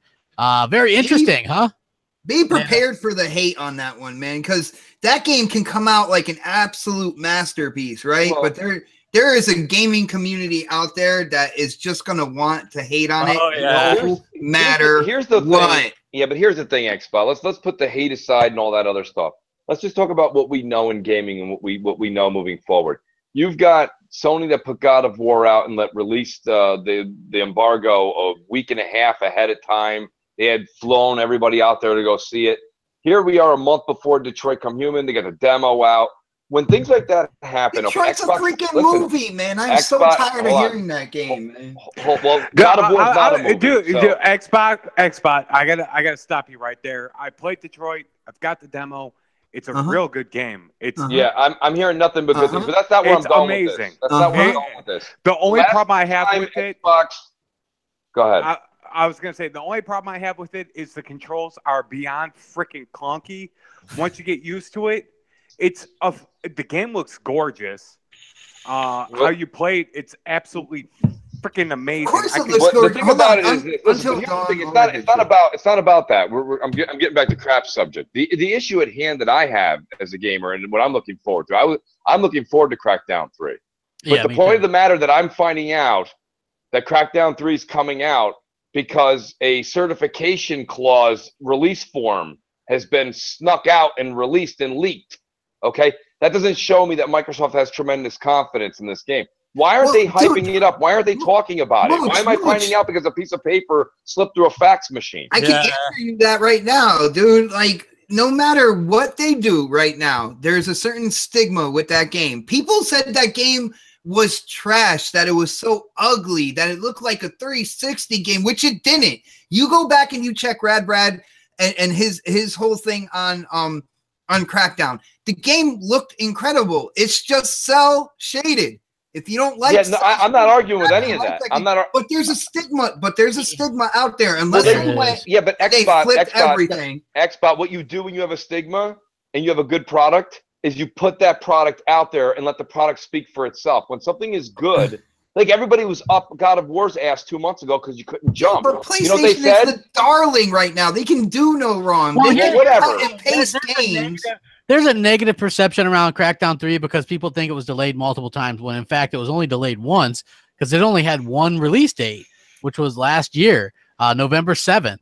It got delayed once. So the fact that it passed certification, just by the way, games leaked that pass certification all the time. That's how we knew we were getting Crash Bandicoot Collection, Hellblade, because these games, the certification in these other countries sometimes leak those out. It doesn't mean it's a bad game. We're also waiting for Microsoft to do some kind of confirmation. They're going to reintroduce this game to us. It could be at Inside Xbox, right? They could do a big show on it and re-reveal it to everybody. Don't forget we're also the promotion team here. Yeah, we are. Well, I mean, that's true. Peter, the PlayStation beater. I'm Peter, the PlayStation beater. I'm a huge PlayStation fan. First of all, let me just say that fucking Xbox and Crackdown 3 is just gonna be trash, straight up trash. And second of all, I just saw some footage leaked from a guy who leaked it from another guy, and the 399 building that was shot didn't fucking blow up. One of the windows didn't break, so that game is gonna be fucking trash. And that is it, because I am Peter, the PlayStation beater. It's PlayStation or bust. Xbox sucks. You got no game. Yeah. Thank you, Peter. For proving my case. Peter, take a seat in the back. First off. No, listen. Like, here's the thing: if that multiplayer works the way they advertise, that game sells itself. Not only that, Right. but That's you can what I'm try it saying. out. You can try it out in Game Pass. So I don't really think that it's. see on the pass. What I'm saying Exactly. is, what crap? Why do they If call the it game Game is Pass? as good as it is, and what they practiced and what they preached, then just put the game out. And believe me, yes, there'll be haters. There's haters for everything. What I'm saying, the game will speak for itself. The fact that we're finding out because somebody left a manila envelope, okay, outside of a bus stop, like, oh, look, Crackdown's coming. Like, what? Like, why aren't we here? When the other day, Phil went on to Twitter, and everybody was asking him questions, and somebody asked him, they're probably in the chat right now, somebody said, hey, Phil, is Crackdown 3 still coming? Phil wrote, like, paragraphs on everything else. Here's what he wrote to that one. Yep. Yeah, dude, and I'm saying that's because of what happened. Now you might disagree with me, Mooch, but I totally disagree, because when you have a good product, Xbot, I could sit there and read dude, you how out many up good and down. products have we had that have been slaughtered? How many Quantum Breaks? How many Sunset Overdrives? How many games this generation have been quality games that have been absolutely slaughtered for no reason? Well, it doesn't help when the parent doesn't have confidence in it. Right? Well, I don't think that it's going to be. I don't think it's going to be that bad. I know think what it's you gonna mean. I think surprise Xbox makes a people. great point, by the way. He makes a great point, because a lot of the games for Xbox, what he's saying, haven't had a fair chance out the gate. But he's not wrong. But the point of the matter is that you have to be the parent and say, this game kicks ass because of this, and then put it in everyone's face. And like Crap said, if the multiplayer is all that in a bag of chips, it speaks for itself. You know, I'm not saying they shouldn't do that, but well, it's also how you sell the thing too, man. If it's not in your face, kick ass, then why is somebody going to be like, I need to buy that right away? Because if it's not right out there out the gate, Exactly. it's like if it's not hooking you, then why am I going to buy it? They need to really kind of relaunch that, get that in the people's I mind. agree. And I think well, that's why it disappeared for so long. That maybe that's why this leak came out and stuff like that. Like Crap said, the other games they have shown that there was a leak before an official announcement, and they're gonna kind of bring that out there to the gaming community in some way, shape, or form, and hopefully it's big, because this game. Hey, Epic Helios has a good point. He says that he laughs at people who get excited for Borderlands 3 graphical style, but then hate on Crackdown 3. Exactly. Those are the same people that loved or that bragged about Last Guardian, or they liked Wind Waker Zelda, or they like this new Zelda that's cel shaded, right? It's like. Right. That's what Crackdown is. What did you want them to do? A realistic Crackdown game? That ain't Crackdown, folks. People shitting on Sea of Thieves graphics, and were shitting on Super Lucky's Tale. And about a week or two later, when they saw the Spyro the fucking Dragon fucking footage, they're like, "Oh, look, Spyro! That looks good. Yeah. That looks good." And, well, here's the thing, though, man. It's like all these games are allowed to have different art styles, right? Rare does a certain kind of art style. That's a timeless art style. That's gorgeous. I don't care if it's realistic or not. A Sea of Thieves is a gorgeous game. Like, it doesn't have to look like God of War to be a good-looking game, and that's a point that I will always make. That's an amazing-looking game. I do want to touch on the PlayStation 4, PlayStation Plus games were announced as well. Rayman Legends and Beyond Two Souls. So it looks like they're getting some promotion for Detroit, because that has a demo, and Beyond Two Souls was the previous game that they did. I wasn't a huge fan of Beyond Two Souls, but it's okay. This is a pretty good lineup. I mean, what do you guys think?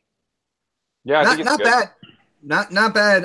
Like you said, Beyond Two Souls made sense, with Detroit coming out and everything like that. Right. Rayman Legends, I mean, we got that over here for free on Games with Gold. Like we got that a while ago. A while back. Did.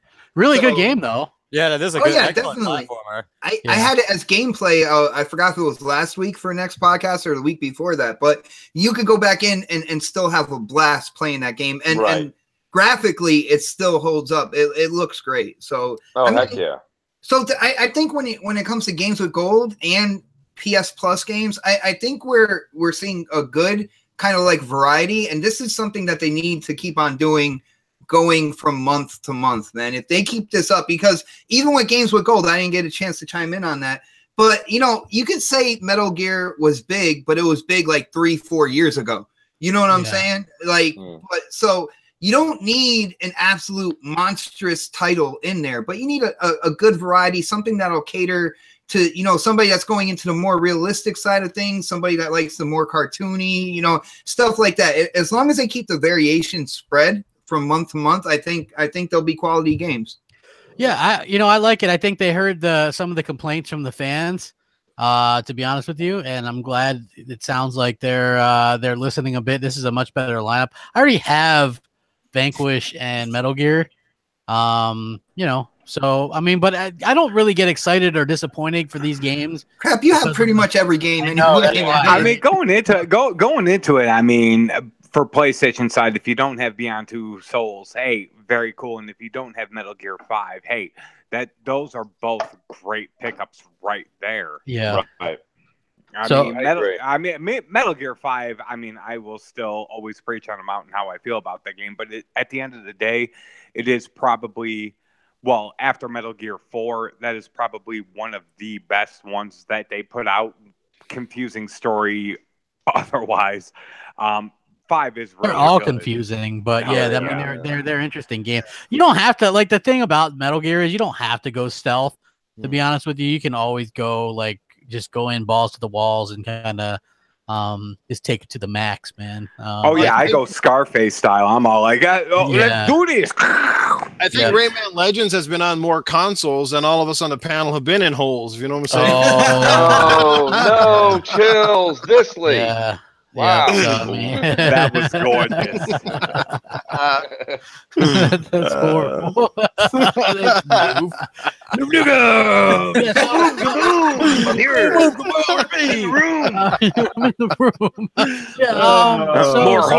More holes. That big E3 rumored leak turns out to be fake.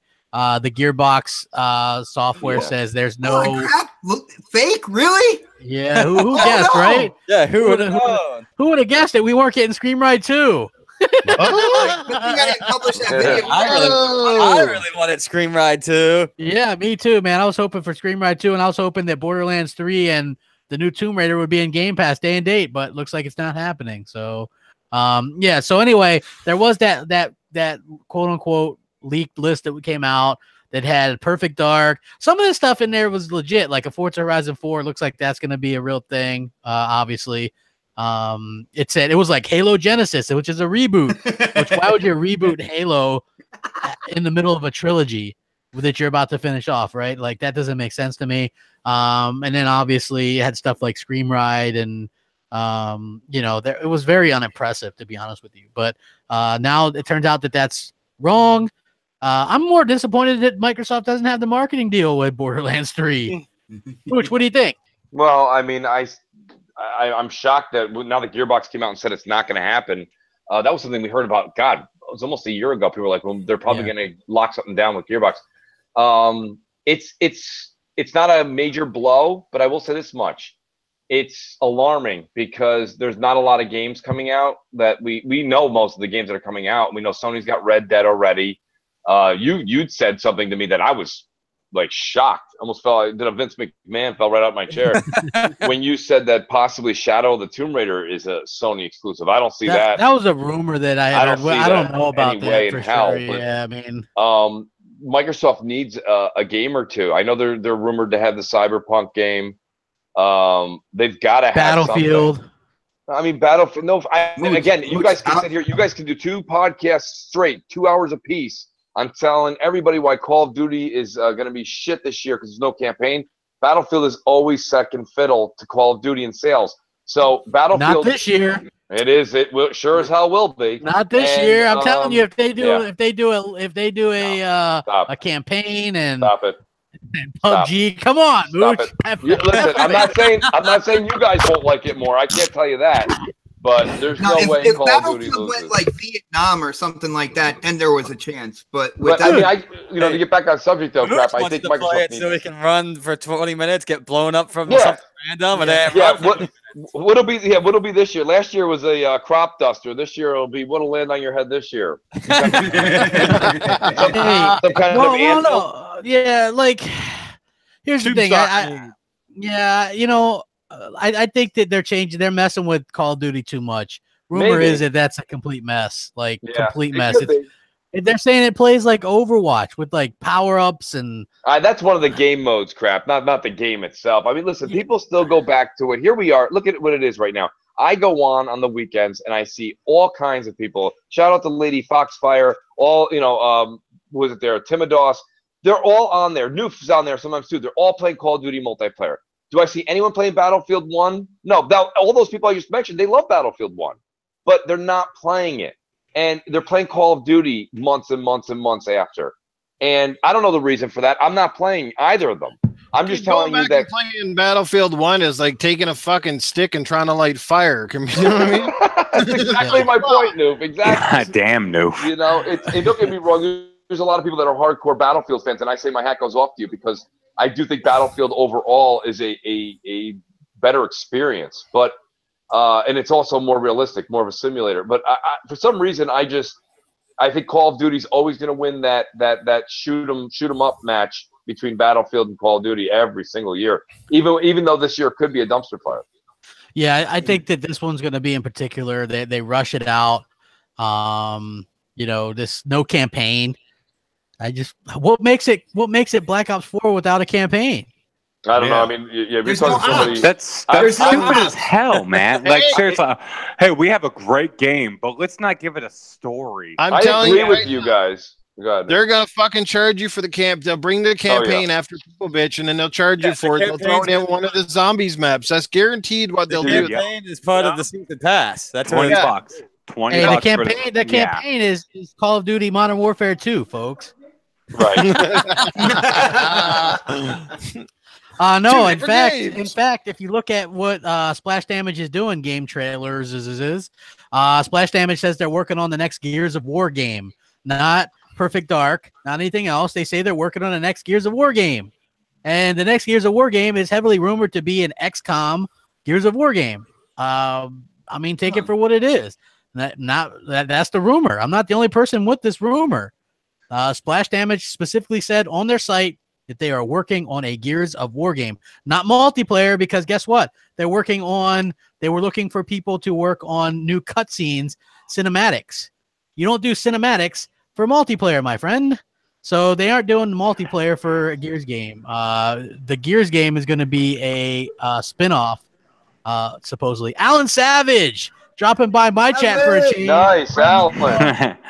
Spreading the love, man. Spreading the love. I appreciate it. So, yeah, don't be surprised if you see XCOM style Gears of War. I've already said that before. So I'm grinding my teeth as you say I know. that. it's like the Gears version of Halo Wars with that. You know why? Xbot, here's the thing, right? And this is another thing that kind of annoys me, because that game would appeal to PC folks. Yo, I can see that. That's right? true. So that's the same thing with Halo Wars 2. And nobody on PC wanted that game. And you know why?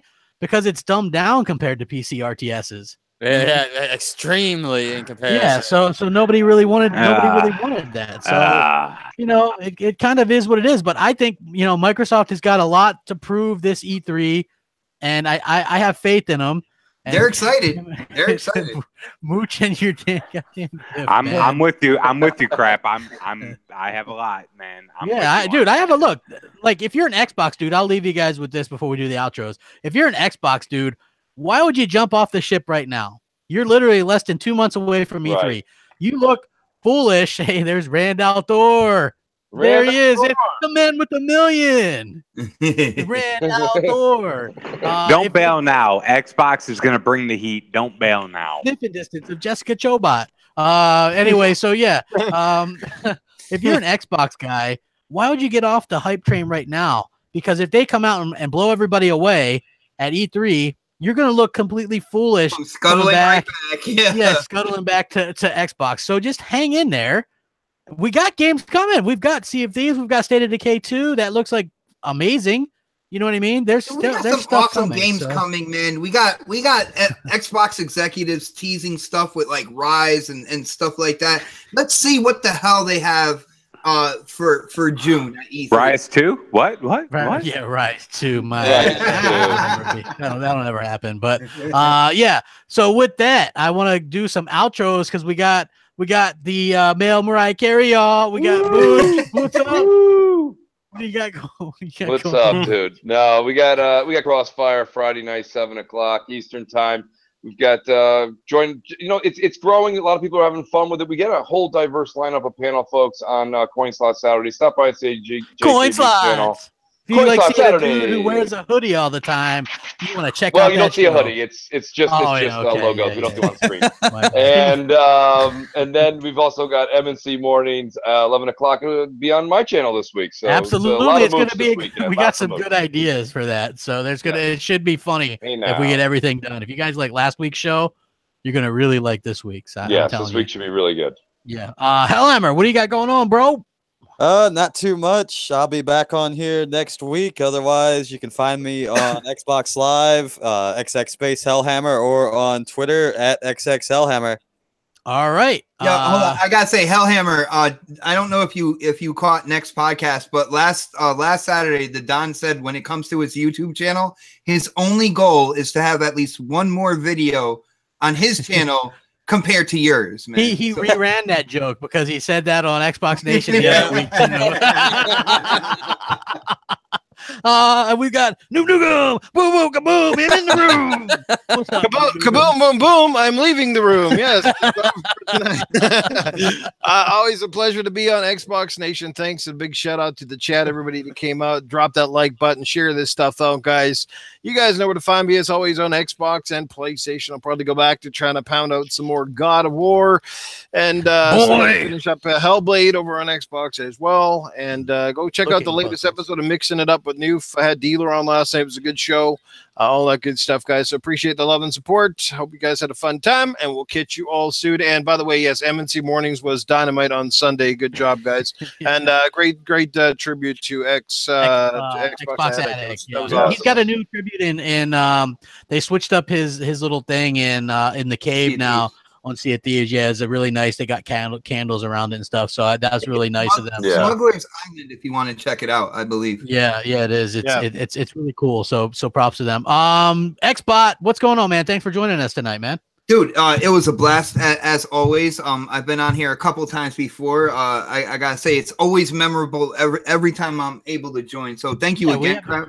I appreciate it. Dude, this is the start of a marathon week for me, man, because I got I saw. Dude, I did Coffee Casuals Consoles and of course Xbox Nation. Tomorrow I'm on the Saltiest podcast. Shout out to Salty out there. And of course Friday, Crossfire, Saturday, next podcast, possibly Sunday, BGST. So I'm gonna be everywhere this week, and I can't wait. And it's a good time, man. It's starting to pick up to be that time where we do all the E3 stuff. So yes, sir. I got my protein bars and my Gatorade. I'm ready to go, man. Nice. And we got Attack the Glitcher, man. Thank you for joining us again tonight, man. Not a problem. Not a problem. Hopefully, I'm not a stranger on the show again. Hopefully, it's not an every year thing for me. No, you did a good job, man. You did a good job, and I didn't notice any screaming kids in the background this time or anything like that. So that's because I practiced my God of War on them before I got on there. I was throwing but yeah, definitely, man. I loved being on tonight. It was great. Make sure you guys check me out on my channel, Attack the Glitcher. Me and Noof Nukem have with Salty. We actually have a new podcast going on called The Gaming Dosage. With hoping Mooch and Crap will join us. It's supposed to go live next week. We'll see what goes on. We're still ironing out. Trying to honor the time. It's the big thing. Yes. Yeah, we're trying to iron out the time and all that good stuff. But other than that, man, it was a huge fucking blast tonight, guys. I'm glad to be on the Nation tonight. Hopefully I'm on more often and everything. And it was great. You can find me at Attack the Glitcher and all that good stuff. I'm doing comparison videos and all that good stuff. X versus the Pro, because apparently people are afraid to do that. I'm not. I'm not. I do it all the time. A lot of the times the Pro looks like a The Pro looks like a bunch of soup. Yo, game trailers, dude. You sit there and you say that. I'm not lying about anything, man. It's it's you know what? It's kind of like a stuff, backup and then you say it's a rumor, and then you get accused of lying. Hey, tell me I was lying when I said the Xbox One X was going to be called the Xbox One X, right? Or the CFD was going to be a big seller, right? Like, get out of here with that stuff. Anyway, you guys be good to each other. Have a great night. Mooch wants to go eat some more hot wings. We'll catch you later. What is?